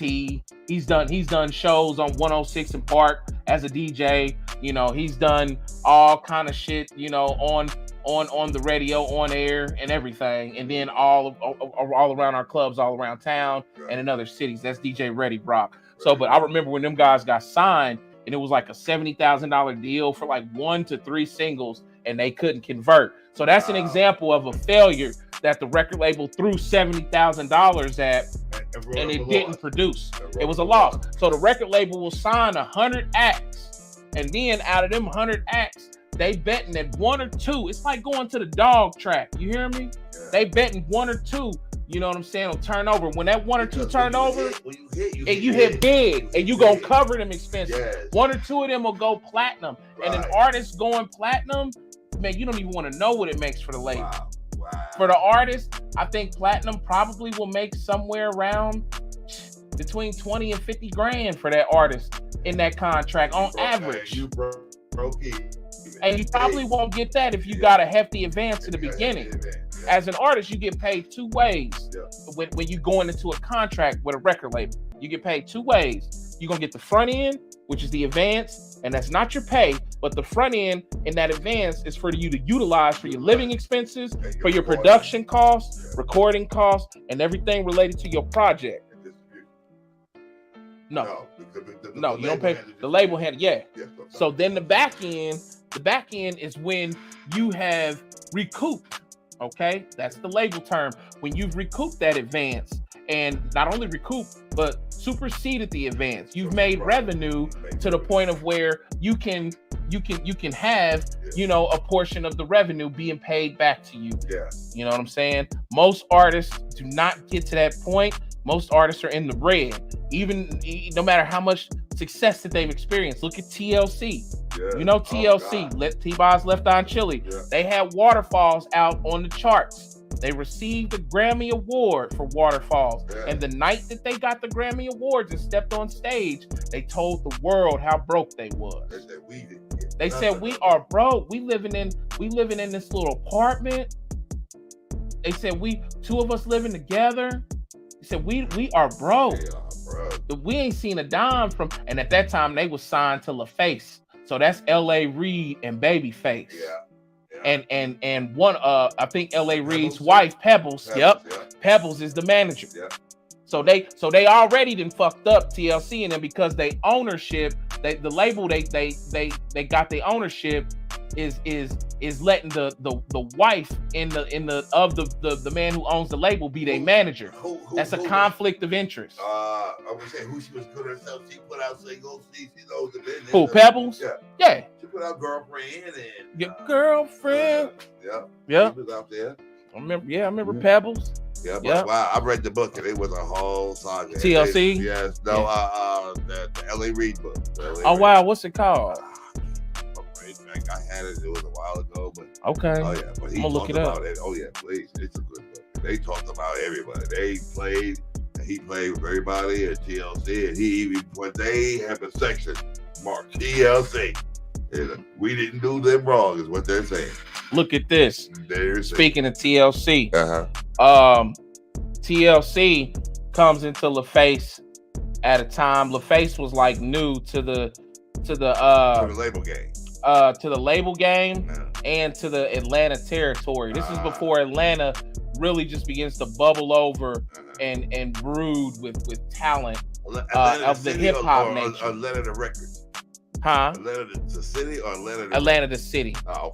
So Babyface and L.A. Reid come together, and then they come with the LaFace Records. Yeah. So they spent money on Outkast, TLC, the Dungeon Family and them, Goody Mob, and Rico Wade, and the other dude who produced beats with Rico Wade. All of them, they just spent money on a plethora of black artists that come out of Atlanta, and just so because they said we gonna put all of y'all on a Christmas compilation. When you ask Outkast about it, Big Boy says, man, this motherfucker Andre what's his name? Reed, L.A. Reid. They said this guy, man, he's setting us up to fail. The first song that we gonna put out is a Christmas song. He's setting us up to fail. Right. You know, but him and Andre 3000, they sit down and they make the bombest Christmas song you can think of. If you don't know what song I'm talking about It's Beginning to Look a Lot Like Wood. Follow my every step. Check on how I rap. It's the all the players came from far and wide. Wearing afros and braids, kicking them gangsta rides. That became like a calling card for a hood seasonal, song, a hood Christmas song. So when L.A. Reid and them spread that money out across all them artists, and there's some artists that we didn't hear from again after the Christmas compilation, but who did hit and who hit humongously: Outkast, Rico Wade, and the other guys in the production team, the Goody Mob, TLC, the Dungeon Family, and TLC. Especially when TLC arrives with Waterfalls, and it becomes one of the biggest hits. It breaks records upon records and becomes like a cultural phenomenon. Right. So that label, when they spent that money, TLC like recoups probably between 5 and 10 times what they probably spent on all of those labels together. That's just Waterfalls. We're not gonna talk about Andre 3000 and my man Big Boy Outkast. Don't forget that they got the Grammy Award for like the greatest rap album or something like that. The best rap album ever or some type of shit. Was that Miss Jackson? Nope, it ain't on that album. That's that album that's got Hey Ya. Hey. It's the Speaker Box and the Love Below, the double disc set. Where Andre did one whole album and then Big Boy did one whole album. Them guys traveled uncharted territory. You know what I'm saying? And broke records that rappers still have not broken now. So 2 artists right there in that equation. I just told you 5 of them that was successful. We said Goody Mob, Dungeon Family, the production team with Rico Wade and them, TLC, and Outkast. Out of them 5, Outkast and TLC, they smashed out of them 5. We talking about cultural phenomenon. Right. I was just staying true to this very day. Yeah. So they get the label recovers everything they invested and to the umpteenth. That's how the label's business model is. That's how they work. So they gonna throw a bag of cash at 10 dudes and then see which one is gonna emerge as the most successful. And that one, even if it's one single that goes in his platinum, they've recovered everything that they have spent. Boy, what a nice scam if you can get in on it. Yep. Nice scam. Nice scam. You can get in on it. Yep. And it's all numbers. It ain't about how much you love your music. Right. It ain't about the vision that you have for yourself. It's all numbers and analytics. They don't care that you've been seeing this since you was a kid. Right. Took me a minute, man. Like I lived off of the fumes of the fantasy with this. Yeah. You know what I'm saying? And that's what I was. They're not gonna deny me. They gonna sign me. You look behind the curtain and you found out. Man. You saw how the sausage was made. You know? Yeah. One thing you don't want to do, you don't want to look behind the curtain to see how the sausage is made. No. Yeah. It's really fucked up how they make the sausage, man. Just like the sausage factory. They putting hooves and tails and snouts, everything into the bologna, into the hot dog. But you don't want to see that. You just want to see the hot dog come off the grill. You want the dog, you want to see it on the grill. You don't want to see it in the factory. How it's manufactured. Same thing with music, man. But you know what? You want to see it if you're an artist that really has an interest in their career, because here's the thing, artist, the moment that you open your mouth and you put your likeness in the form of vocals through a microphone and lace it onto a track inside of a program like Pro Tools or Ableton Live, once you do that, you have taken yourself from a vocal point where words come out into the air and disappear, and you've made it tangible now. You have now made it a piece of intellectual, tangible property. Put your hands on it. Yeah. So now it's on the wax. Right. Now they can, and that's the masters. And then the masters produces all of these other recorded versions, millions of them, if it's that good. Ask James Brown. And it gets spread amongst the world, and everybody has a copy, from radio stations to blogs to TikTokers, you name it, and you're in rotation. And that's how this works as an independent, and that's how it works as abroad. But once you understand that, and then you understand, like, okay, well, I can put this and that behind myself, or niggas will go get a loan for a car and still be living at their mama's house and shit, right? Go get a loan for your record. Don't go get a car loan that you're gonna be paying umpteenth whatever, and then you're gonna go to rim time and go pay for some rims monthly, and you got this big raggedy brand new motherfucker sitting up in the driveway of your mama's house, still in your mama's house. You know what I'm saying? Still living in the basement of your mama's house. Talking about that smart, like Martin said, you got your name on the orange juice. Talking about mama don't drink my juice. Man, go invest in yourself. If you really feel that your craft and your gift is that important, and that you have something to share with the world that's undeniable, why wouldn't you invest in yourself? To date, I've spent thousands upon thousands upon thousands behind myself in this craft. Looking at me right now, I'm bringing to you TV shows. I never thought I would be here. I always thought I would be more of like a Nas kind of artist, where I didn't do press a lot, and I didn't do interviews a lot, and I just got on the wax and I gave you some of the most memorable music, and I still do that. But I didn't think I'd be here. But the fact of the matter is, today's artist doubles as an influencer. So you can't get away from it. You can't hide from it. Everybody is influencing. That's an artist. Even Justin Bieber. So what do? Only ones that don't have to are your Beyonces, your Jay-Z's. They don't have to do interviews. They don't have to show their faces. Your Lady Gaga's.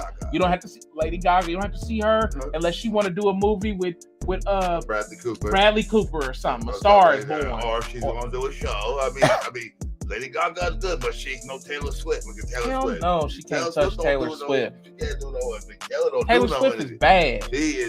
She's top of the chain. Yeah, I would say she's probably the coldest out of her genre with that right now, man. You know?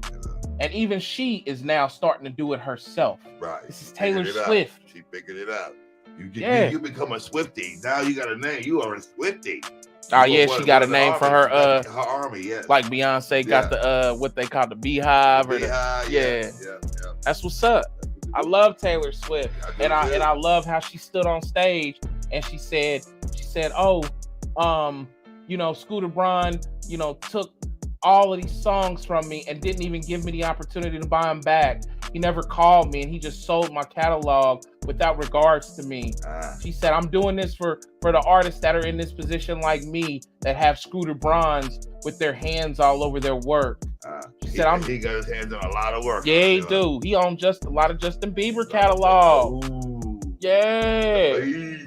Come on. I wish they had listened to you. I wish they had found out gone to the Classic Records website and figured out, how to secure your shit, how to get your publishing, like you told these young rappers. I wish they had listened to you. Look, I spent 3 years building this YouTube page. Probably about 3.5.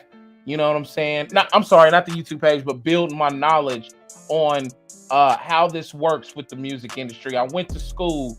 Shout out to Group 82 University, and I educated myself, and I got the ground underneath my feet, and understood how to truly operate as an artist in this game. If you want that, subscribe to the page so you don't have to spend all those years that I spent on this leg of the journey. You can literally sit and watch 400 videos and gather probably about 70 to 80% of the knowledge that it takes to be a record label and to be an artist and get started. You got 400 videos on there? I'm probably somewhere around about 440, 444, I think. Wow. Yep. If I start watching that, I might be done by the end of the next year. this time last year, not last year, but it's January. Not last January, but January before that, I probably was like, I want to say like 21 videos. 21, 22 videos. Yeah. And then were videos that was Omega catalog videos. Right. You know? Yeah. I remember trying to come over. I was like, man, my man is videoing. I can't get through. Man, 400 and we subtracted 22. So 420 whatever videos in 1 year. You know what I'm saying? Yes, sir. Like, come on, man. If you want it, come on. You gonna get it. You gonna get it. You gonna make it happen. You know what I'm saying? But it's all on you. Do you want to work?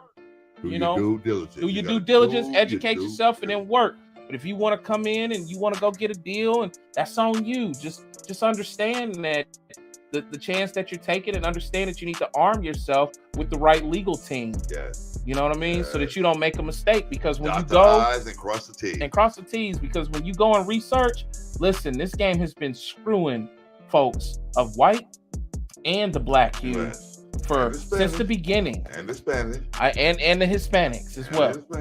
Been screwing them all, because that's just the nature. I told you the basic model of record labels.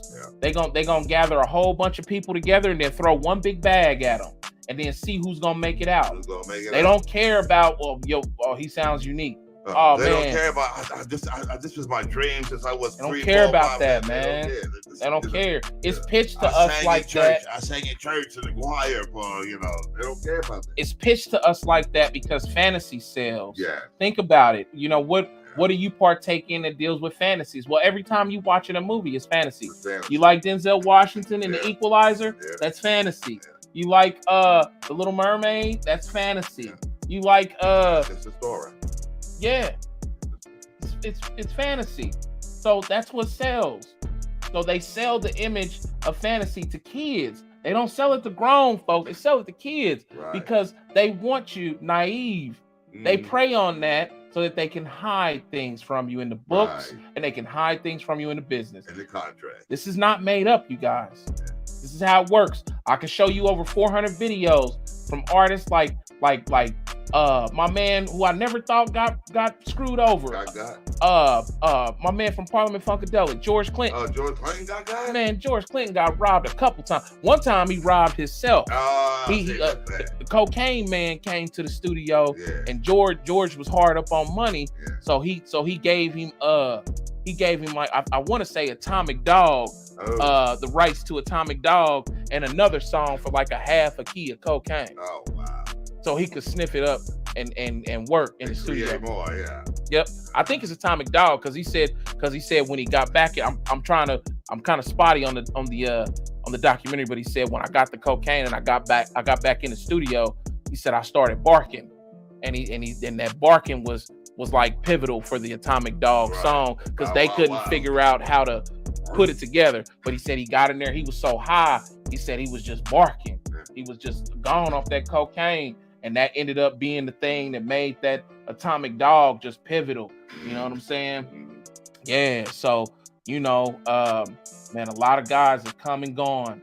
And when it comes to hip hop being on trial, anybody that's a musician that's coming into a record label, is going to be at one point in time in their career on a trial of sorts.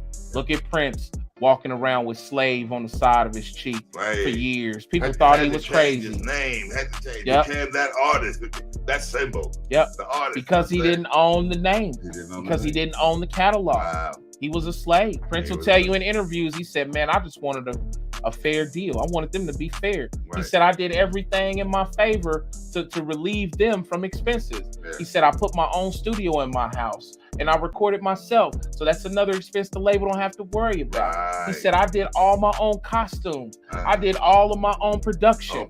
You know what I'm saying? And he said the label still didn't want to change. Hell of a show. Yep, hell of a show. One of our greatest showmen of all time. Of all time. And the label wouldn't relinquish his rights. And by the time he gets his rights, he like dies months later in some mysterious, elevator poisoning medication situation. Altoids, yes. Altoids. Not Altoids. I'm like, man, if he died off some motherfucking mints, I'ma really be shitty. It wasn't mints. It was opiates.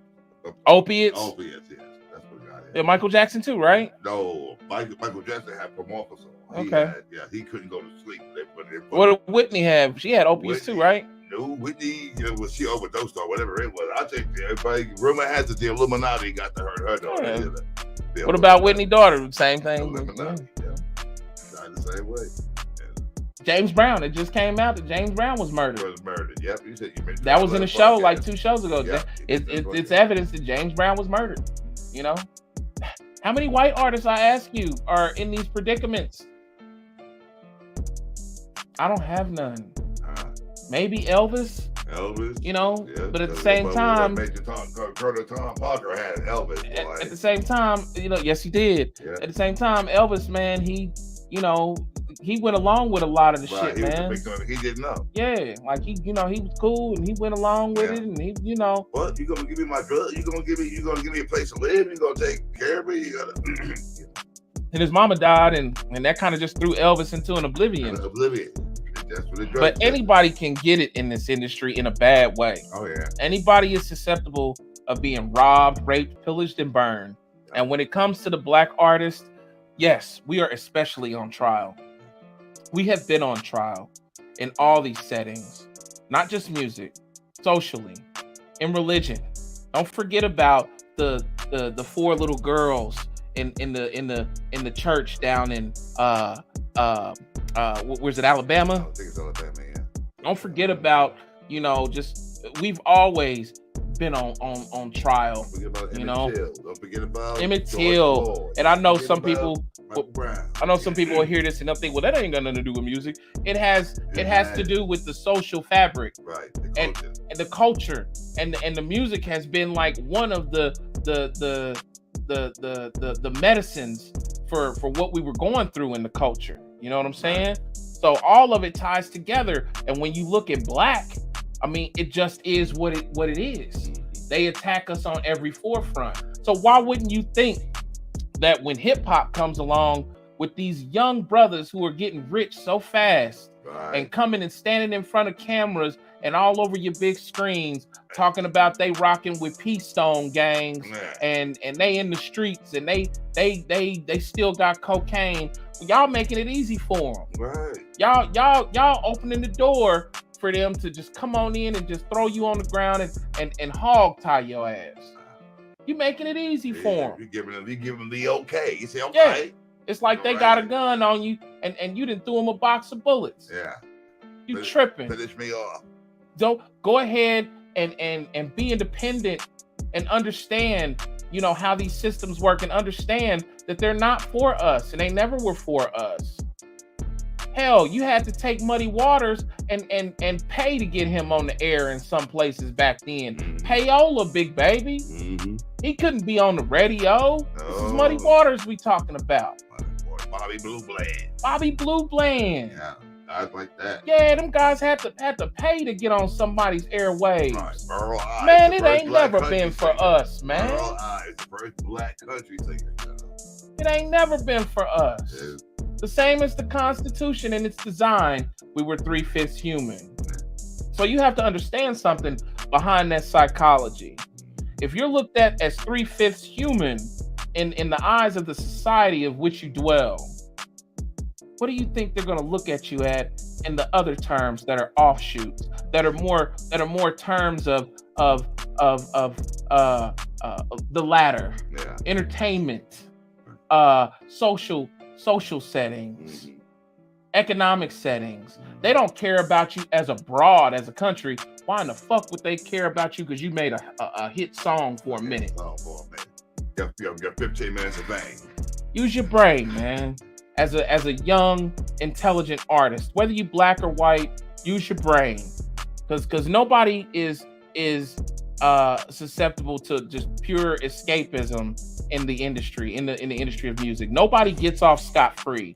Nobody gets away when they come sign a contract with a major. Nobody's just clean. If you didn't have leverage when you walked in the door, which most people don't, you're gonna sign the worst contract they put on the table, and they gonna have grips on your life. It's gonna feel like you can't breathe because you can't be yourself. You seen Prince. Prince, I'm the symbol. I ain't even Prince no more. I'm the artist. I'm the artist. All these years you've been Prince, and you can't be Prince because some folks got a contract that say that you what? Yeah, man. Break that. Okay, we can take one. We're gonna take one, y'all. And Adrian Williams, A-Dog says, Richard Pryor. Richard Pryor, is it? Yeah, Richard Pryor. Yeah, Richard Pryor got screwed. I need to do more research into that. Yeah, he came back though at the end. He got back his. He got proper representation and everything. And, yeah. But y'all, we'll be right back in a second. I think my co-host probably got to go hit the banyo. Gotta hit the banyo. All right. So we'll be right back in a second, and we're going to be closing out with some birthday things. Stick around.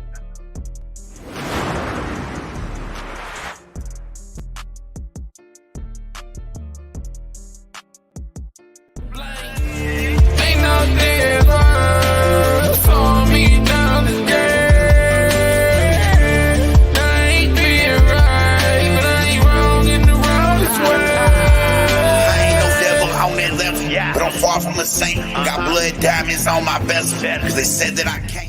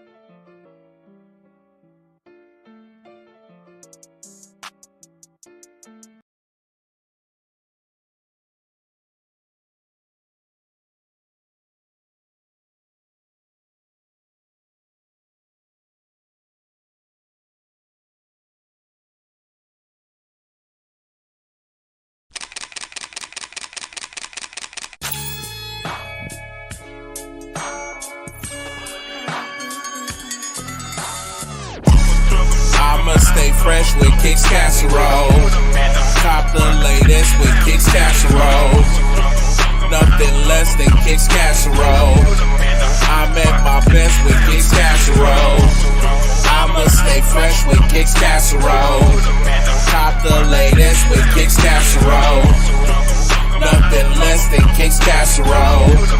I'm at my best with Kicks Casserole. Look, nigga, I'm dumb fly. Every time the sun rise, murder classrooms with my fresh since junior high. Fucking up the cafeteria, Columbia 11 highs. Chicks cutting hella eyes while I move with a smooth stride. North Carolina from head to toe, freshest that you know, and that remains from then on into tomorrow. So I'ma stay getting figures, macking bitches, getting bigger, and fresh from head to toe with Kicks Casserole.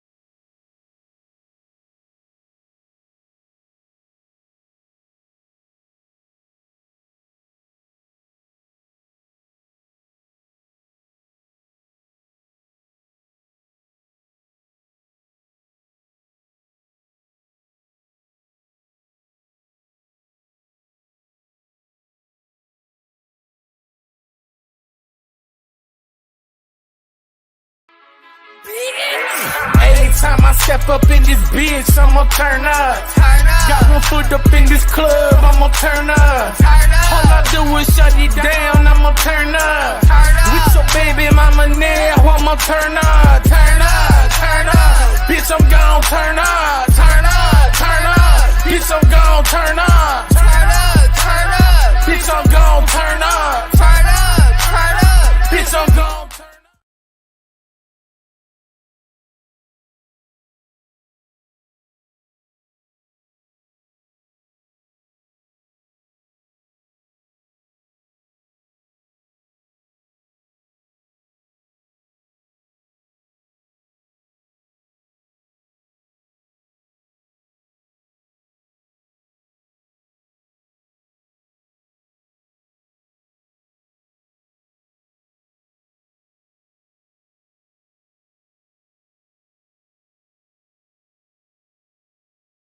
Have any comment?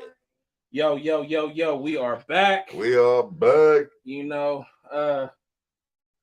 one of my favorite videos here recently was Most Def. And Most Def said, sorry about that, I didn't have my mic. Most Def said, when you know what you're here to do, yeah, and you know what your job is or your mission, what God has given you as a gift. Yeah. He says you must put your crown on. If you must. You must wear your crown. So I'm wearing my crown. And this is a. How do you get a crown? How come you? Oh, you're the birthday boy. That's why. Yeah. Well, I had this crown actually when I was born. Oh, really? But I just bought this one, but it just couldn't be seen. So I use this one to be seen by the masses. What color is it? It's gold. Gold. It's gold with rubies. No, we gotta Purple crown. We gotta stick with the gold. Get the gold. The gold for the land. See, black for the people, green for the land, right. Red for the blood, yellow for the gold. That's right. That's it. So yeah, I just want to say thank you to everybody who came and watched the show today. Yes. Thank you for hanging with me. Yes. Thank you for helping me celebrate my birthday. Thank you for PR Lizzo, the one that put this whole thing together, that made it make it look fresh. Let's give Lizzo a hand. Man, give her a hand. Give her a hand. There's only one like that. That is our girl, man. No, give her a cheer too. Don't give her a hand. She deserves a cheer. Come on. Without her, there ain't no us. That is our girl. Yeah. Don't laugh at her. There you go. There you go. Don't laugh at that. No. Without no her, there ain't no us. Come on. Absolutely. Thank you, Lizzo. Thank you. Absolutely. Yes. Before you close out, A-Dog said, speak a little about BMI and other PRO companies. Yeah. So when it comes to PROs, that's right, A-Dog. I forgot you asked me about that. Yeah. The PROs don't track streams. That's Nielsen SoundScan. So Nielsen SoundScan is the company that doesn't track it in the streams. They track streams. They track television shows and the audience that the shows gather. They keep all the number work for all of YouTube, TikTok. Nope, they don't do that. Instagram, no. Nope. Nielsen SoundScan tracks your big entities, the TV shows that's on CBS and NBC, your big networks. That's who tracks all that. But when it comes to performance rights organizations, they're dealing with the money that's made from your royalties and licenses. So, for instance, if I have a song that was covered by another artist in another city or state, they're going to keep track of what that artist does with that song in terms of performances and whatever he does with the song inside of their realm of what they oversee. And what they oversee is performances. So just like that night when you and B Wright and D-Mac, I think you said, stepped in the club. And heard one of your songs. Yeah. Like that situation is a situation that is for sound exchange. So artists, you got to have all these things. You got to have the sound exchange. You got to be with a PRO, and you got to have nope, that's a PRO. You got to have the third one that I just had mentioned. But yeah, you need these things. Yeah, you gotta have Nielsen Sound Skin. You gotta be signed up with all of them. You know what I'm saying? And you talking about $100 a pop for each one, so you boy. I'm not gonna say that. One of them is $100 for show. For show. And Sound Exchange, I can't remember how much Sound Exchange was, but it's annual. And then Nielsen Sound Scan. I think Nielsen Sound Scan may be free, if I'm not mistaken. Do they take installments? Oh man. Can I put down and pay as I go? No. Yeah. So that's how all of that works. You know what I'm saying? And but BMI and them specifically in ASCAP, yeah, that's dealing with licensing plays. So another example, you know what I'm saying? If I get a song that ends up making it into NBA 2K, the video game, that's a license play. And them boys are sold by the million. Yeah. Now, chances are they reached out to talk to me and broker the whole license, the structure of the license, or present to me the license offer that they had to use the song. Right. But nonetheless, the collection of it, if I don't have that in our contract where they pay me directly, they may go ahead and pay directly to BMI or CSAC or ASCAP. So that's the kind of stuff that they govern. You know what I'm saying? That's more CYA. That's covering your ass. That's covering their ass. Covering your ass. Yeah, and I hope that makes sense, dog. You know what I'm saying? You know what Nielsen said? Yeah, Nielsen sent me a few bucks too. Nielsen sent me what did Nielsen send me? Like a $10 bill? Check, yeah. Was it a $10? It was recently. Yeah, for you to fill out a free survey. Yep. I just got one recently. Like Nielsen has sent me money like twice recently. Yep. My roommate and friend, she jumps on that. There's one website where you can go to get the name of it, but you do surveys and they pay you per survey. Yeah. If you want to just start doing nothing, just sit there and click on your phone all day, you get paid for that. I forget what it was called. I heard it on the radio. Yeah. But wow. You gonna let the candles burn down? You gonna blow on my birthday, man? So I gotta blow out the candles, y'all. Thank y'all for spending this birthday with me. Yes. Belated birthday, sir. Belated birthday. Yeah, it was yesterday. Thank you everybody that showed up. Yes. Congratulations to all the winners. We're gonna make sure that we get your stuff out in the next day or so. Lisa Montgomery pulled a rabbit out the hat. She did. I knew she would. She would. I love that lady. Yep. Yes, she did. Yeah. She said didn't want to miss you today, and you didn't. And you got in my opinion, the best gift of all. Yeah, because now you're an official member of the Cross-Faded family. I would much rather have one of these than the lighter of it, or especially the Colts basket. Yeah, definitely. You know he was that Colt thing out real fast. He ain't gonna be here that long. I ain't gonna lie. And that was Pat that said that. Okay, my bad, Pat.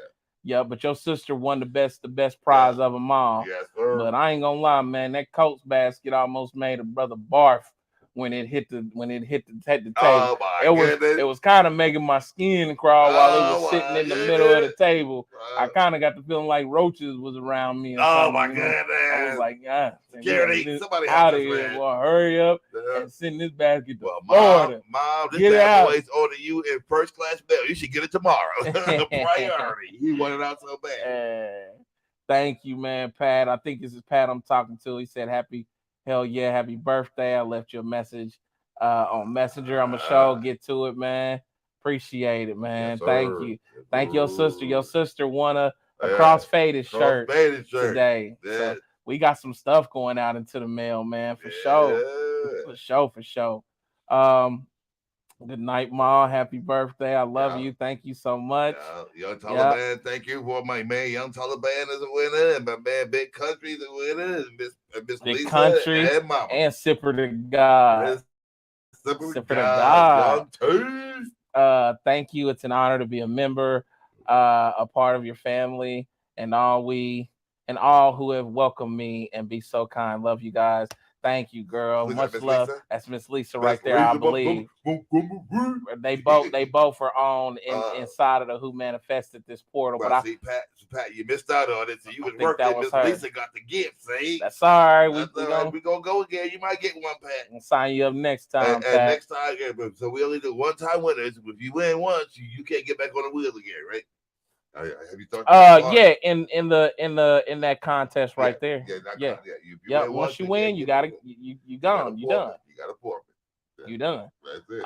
We doing what we do best. Just don't have the phone to our ear. Yes, sir. I understand. That's A-Dog. I appreciate you, brother. Love you to death. I love you too, A-Dog. All right, y'all. I'm gonna blow these candles out. Yeah, because it's all over the cake now. We're gonna have candles and cake. To you artists out there that's afraid to do what you want to do in this music, and you sitting back and waiting on a label, and you sitting back and trying to figure out, who gonna sign you or give you what contract. That's like being a bum waiting in front of the gas station for somebody to give you $1. Go ahead and put your crown on if you must. Yes. You know what I'm saying? You was born with it. You was sworn in it. Go ahead and put your crown on if you must. Wear your crown and be the king or queen that you was meant to be. Yes. And with that being said, it's God-given. It's organized, demonstrated, and perpetuated by God. You're ordained. You touched. You have the gift. Do your thing, and don't wait for a bunch of dudes that got suits on that never made it in music to give you an opportunity. Right. With that being said, I'm done with that topic, and I'm blowing out my candles. Some of them went out. Oh my goodness, cheap candles. It's all right. We're gonna talk to our production manager about that. It's all right. Some of them went out. You want a slice right now? Sure. I need 2 slices. All right. One for now, one to go. My friend next door needs to get up. Some nice cake. I will give you this one right now. All right. And then give you the other one on the way out. Exit stage right. Stage right. No, I need you to send a slice to Mom and Pop because they want to get, and Miss Lisa wants to get. You know what they say, Miss Lisa? A moment on the lips, a lifetime on the hips. Yeah, no. Here you go, brother. My cut. Ooh, where are we? Reach on up some more. Ooh, bam. That's not a cake. That's a trunk. Sir. Something dog. Thank you, sir. Thank you. That's what it is. Wear your crown if you must, man. Yeah. And you must if this is what you meant to do. Nah. Yeah, I'm not eating on camera. I don't want nobody to see me get cake all over my face. It'd be a hot mess. You watch it, Omega. Yeah. I'm sorry, Mom. Just the Colts is just You watch it, Omega. Mom is like, hey, don't mess with her ponies. Come on, man. They were the ponies. I know, Mom and Paul. Please don't burn your hair and go Michael Jackson with it. Michael Jackson in the Pepsi commercial. That's a reference right there. That goes back to what? The 80s, late early 80s. Yeah. That boy lit himself up, boy. He went up like a firecracker. Mike was coming down the steps. He was like, oh. And then he got down to the 30. Whoa. And he got catching those. Hair was on fire. Too much product, bro. Too much light. You got too much product, bro. You should have had to stand there and a double for him for that. Absolutely. That was the pinnacle of his success, man. I mean, and to be able to in our generation, Omega, to see 2 MJs together, Michael Jordan, and Michael Jackson, on the same court in the same space. It didn't get no better. It didn't get no better. Nah, absolutely not. I'm glad I got to see that, man. Me too. Yeah. And because of you, I got to learn the significance of Michael Jordan later on. But I knew the significance of Michael out the gate because I grew up with that boy. I bought my sister bought me my first ABC. Easy as 1, 2, 3 in 1960, whatever that came out. I had my first Jackson 5 record. Yes, sir. My first Jackson 5. Ever since then, there was no turning back. Omega, I never looked back. I was a record buying fool. When I got my allowance and when I worked and stuff, the first thing I went, most people went to the candy store. First place I went, I was at the record store. Yeah. back when it was cool to buy records, you could hold your music, you could read your liner notes, you could find out who produced it, you can find out who the BMI was, you can find out all that stuff, the liner notes and everything. Mm-hmm. That's what music was, music, baby. When you open it up, you can smell the vinyl. Takes me back to this very day. Yeah, this very day. That's for me. It was cassette tapes. Your cassette. You never had a turntable coming out? No, not in our time. No, not your turntables. My mom's had one. She of course had one. She had the console boy. She had the TV, the 8-track, and the tall boy to stand to get with the glass doors you can push with the. Yeah, she had that. But for us, it was tapes. It was tapes. Yeah, and you could bust open the plastic. Y'all came up during the Walkman era. That's what that was. Yeah, the Walkman, yeah.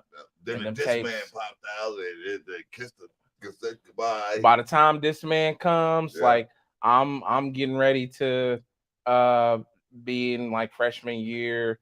Or maybe before, maybe it's like it comes like in the 8th grade, 7th or 8th grade for me. So then the whole dispute started. Well, what sounds better, cassettes or albums? Excuse me, I'm a long time, and mom and everybody else from our generation or generation before me, we are vinyl lovers. We love the wax.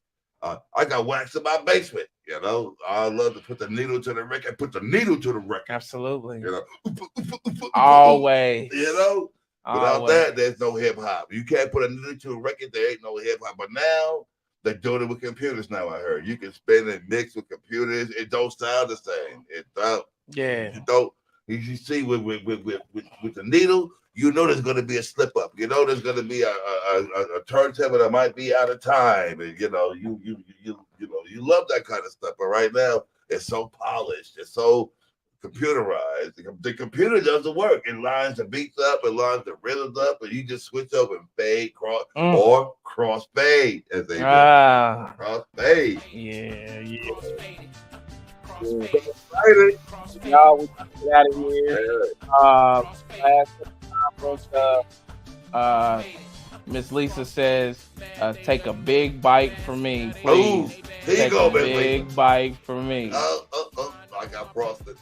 I got a fork. He's literally about to take a big bite for you, Miss Lisa. Miss Lisa, and for who manufactured this snizai? Who manifested this? Is it manifested or manifested? Manifested. Yeah, manifested. Miss Lisa. That's a big ass bite. That's a Miss Lisa. Look at that, just for you. Oh my God. Don't forget to put the t-shirt, Miss Lisa. I want to see it. I want to see what your look like, girl. We're smiling. Thanks, Small. Memories from the corners of my mind. Stevie Wonder. Yes. Memories from the corners of my mind. A-Dog. Love you, dude. Shout out to my man. Our Wi-Fi is out. Call us. We love you, Omega. I will, Mom. Their Wi-Fi is out? Yeah. Wow, it's going around. Everywhere. But President Biden is sending Indianapolis $875 million to get everybody connected on Wi-Fi. He passed the bill where we going to be Wi-Fi for the whole. Really? Yes, that was part of his thing that was already paid for and stuff. Yes, everybody from the major cities to the molehills and sticks. But why us? Like, why is it anybody else? Everybody. Okay, all right. Every country, every city, and every state is getting this money because he wants to promote the Wi-Fi and get everybody up and running. Yes, sir. All right, Joe. Talk about Joe. People's like, oh, I don't like Biden. And guess what? After we went through that, it's a political thing. After we went through that catastrophe with Trump, Biden was a steady ship. He got everything together. Yeah. Kept it right. Sleepy Joe. Say what you will about Sleepy Joe. And my man Sleepy Joe signed the Juneteenth Accord. We got Juneteenth. Yeah. And it didn't take 17 years like it did the Martin Luther King Day with Stevie and everybody fighting for it for years and years and years. And, Joe Biden said, "Oh no, Juneteenth, bam." Yep. Push it on through. And that's why people don't understand it. And I appreciate guys like you because you put the cup out there. And I know Juneteenth is going to be a regular thing in your podcast because It's not too far from your birthday. Yeah, and we gotta grow it. You know, we gotta grow it. Just like we gotta grow out of Columbus Day. You know. Yes. Well, we already done with Columbus Day. That's not that they changed that to Native American Day now.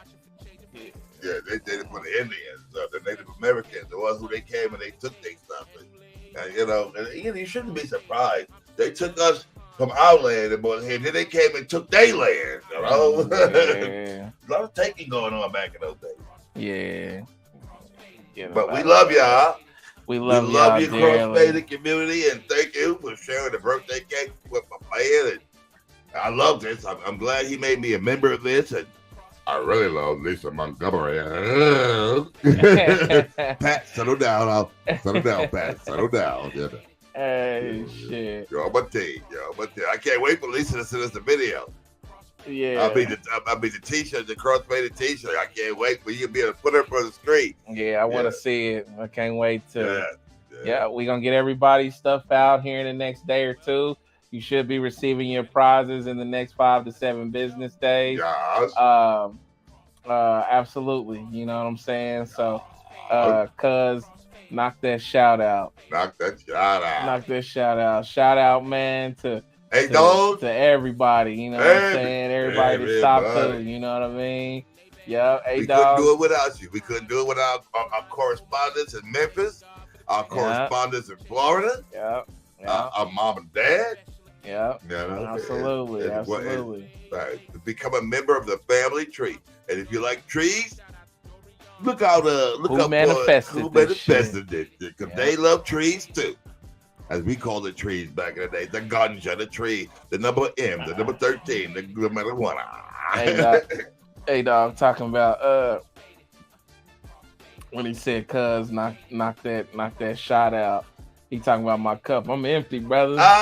He's watching the cup. It's gone. Well, I better knock mine out before he say something to me. Hold on.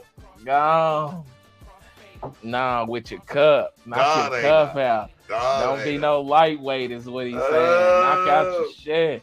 You know, A-Dog taught me how to use blue Caraco and make Blue Caraco. Yeah, it's a mix. It's a mixer. He Really? taught me how to make what's the drink, man? It might be a blue motherfucker.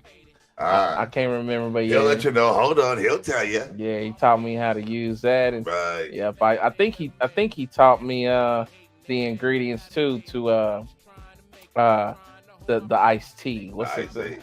Long Island iced tea. Long Island iced tea. Yeah. A-Dog got a little bar in his crib. That's how he gets the women. See, he get them in there, throw a Long Island iced tea on there, and they say, they can't feel their face. Well, he a married brother, so he probably do that to the wife. To the wife, yeah. Shout out to Nene. That's how he got the wifey, man. Yeah. Like, come into my house, I got a bar, man. Here, try this. The next thing you know, he got a bar in the house, and he's a bar owner. The bar owner he owns a bar. Baby, if you have to get out, wink one time and let us know. If A-Dog is holding you hostage, just wink and let us know. He said, Jerome, I have several drinks in my head. In your head. Yeah, and his wife can make them too. Nene makes them too. So that's a partner in crime going on. I'm not going to his house. I probably won't come out. I'll be poured in a glass and served up with a cherry and a straw. Yeah. A-Dog. Yeah. Love you, A. Love you, A. To death. Love you, A. Thank you, guys. Please make sure that you like, subscribe, and share. Omega Classic Records is the page and the name. I'm going to have me a piece of cake, and I'm going to enjoy the rest of my day 2 birthday festivities. It's a celebration. It's probably going to go for the whole rest of the week. Probably, honestly. Probably. Thank y'all so much. Oh, my God. Before we go, much love for y'all, but before we go, my man had a Chicago deep dish pizza. Now, I'm from New York. I've never had deep dish. Oh my God! What they did to this pizza is obscene. If you've never had a Chicago deep dish, Giordano's. Go to a Giordano's near you. If you have one in your town, you will not be disappointed. It was amazing, man. Amazing. Then they made a spinach and cheese. Well, I don't remember tasting that one. She said, "Oh no, you had one." I said, "I did." throw here. Yeah, it was excellent. Amazing. But yeah, we had a pie and a cake. And a cake. Wonderful And birthday. it's it. And then came to day 2 with y'all, and just thank y'all. Yes, you know thank y'all. Thank Yeah. y'all. Love Please you. come back. Love you too, A-Dog, to the fullest, my brother. You know what I mean? Our next chance up will probably be a week from the day, probably. You think same time? Probably a week from today. Same time. We love the evenings. We just Yeah. gonna make sure that we have things as best as we can in order with the Yeah. Wi-Fi. But as you see, we did good on the last leg. And So we came through. They was able to see the wheel and everything. yeah. Although our PA fell asleep.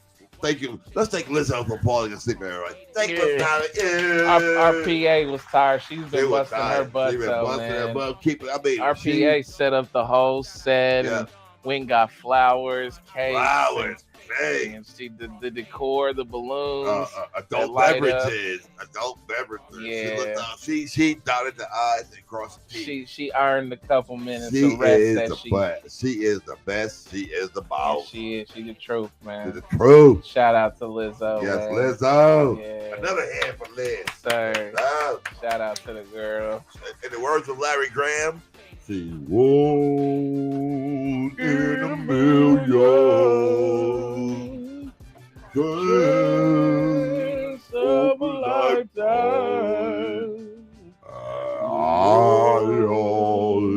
Show compassion. Oh, yeah. Thank you, Lizzo. 1 in a million. 1 in a million, Lizzo.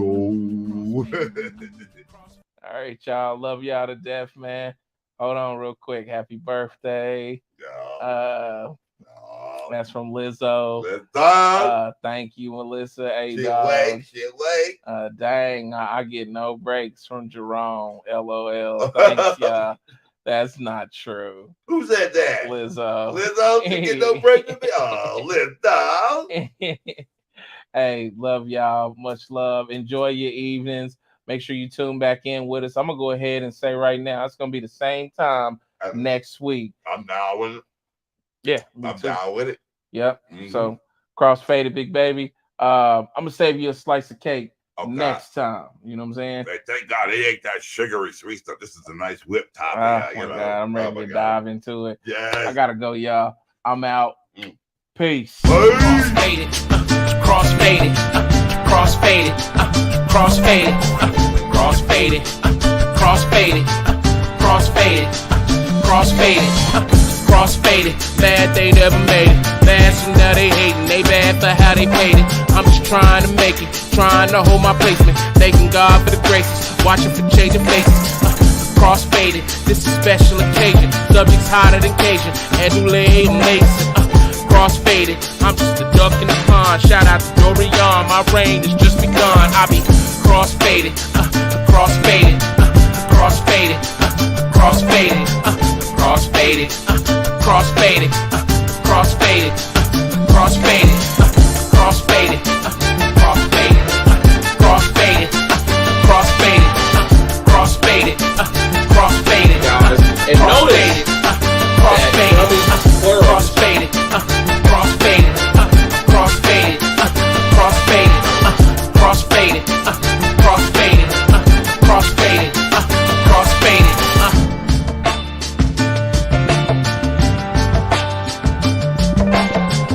Well, you ready? Let's start the show.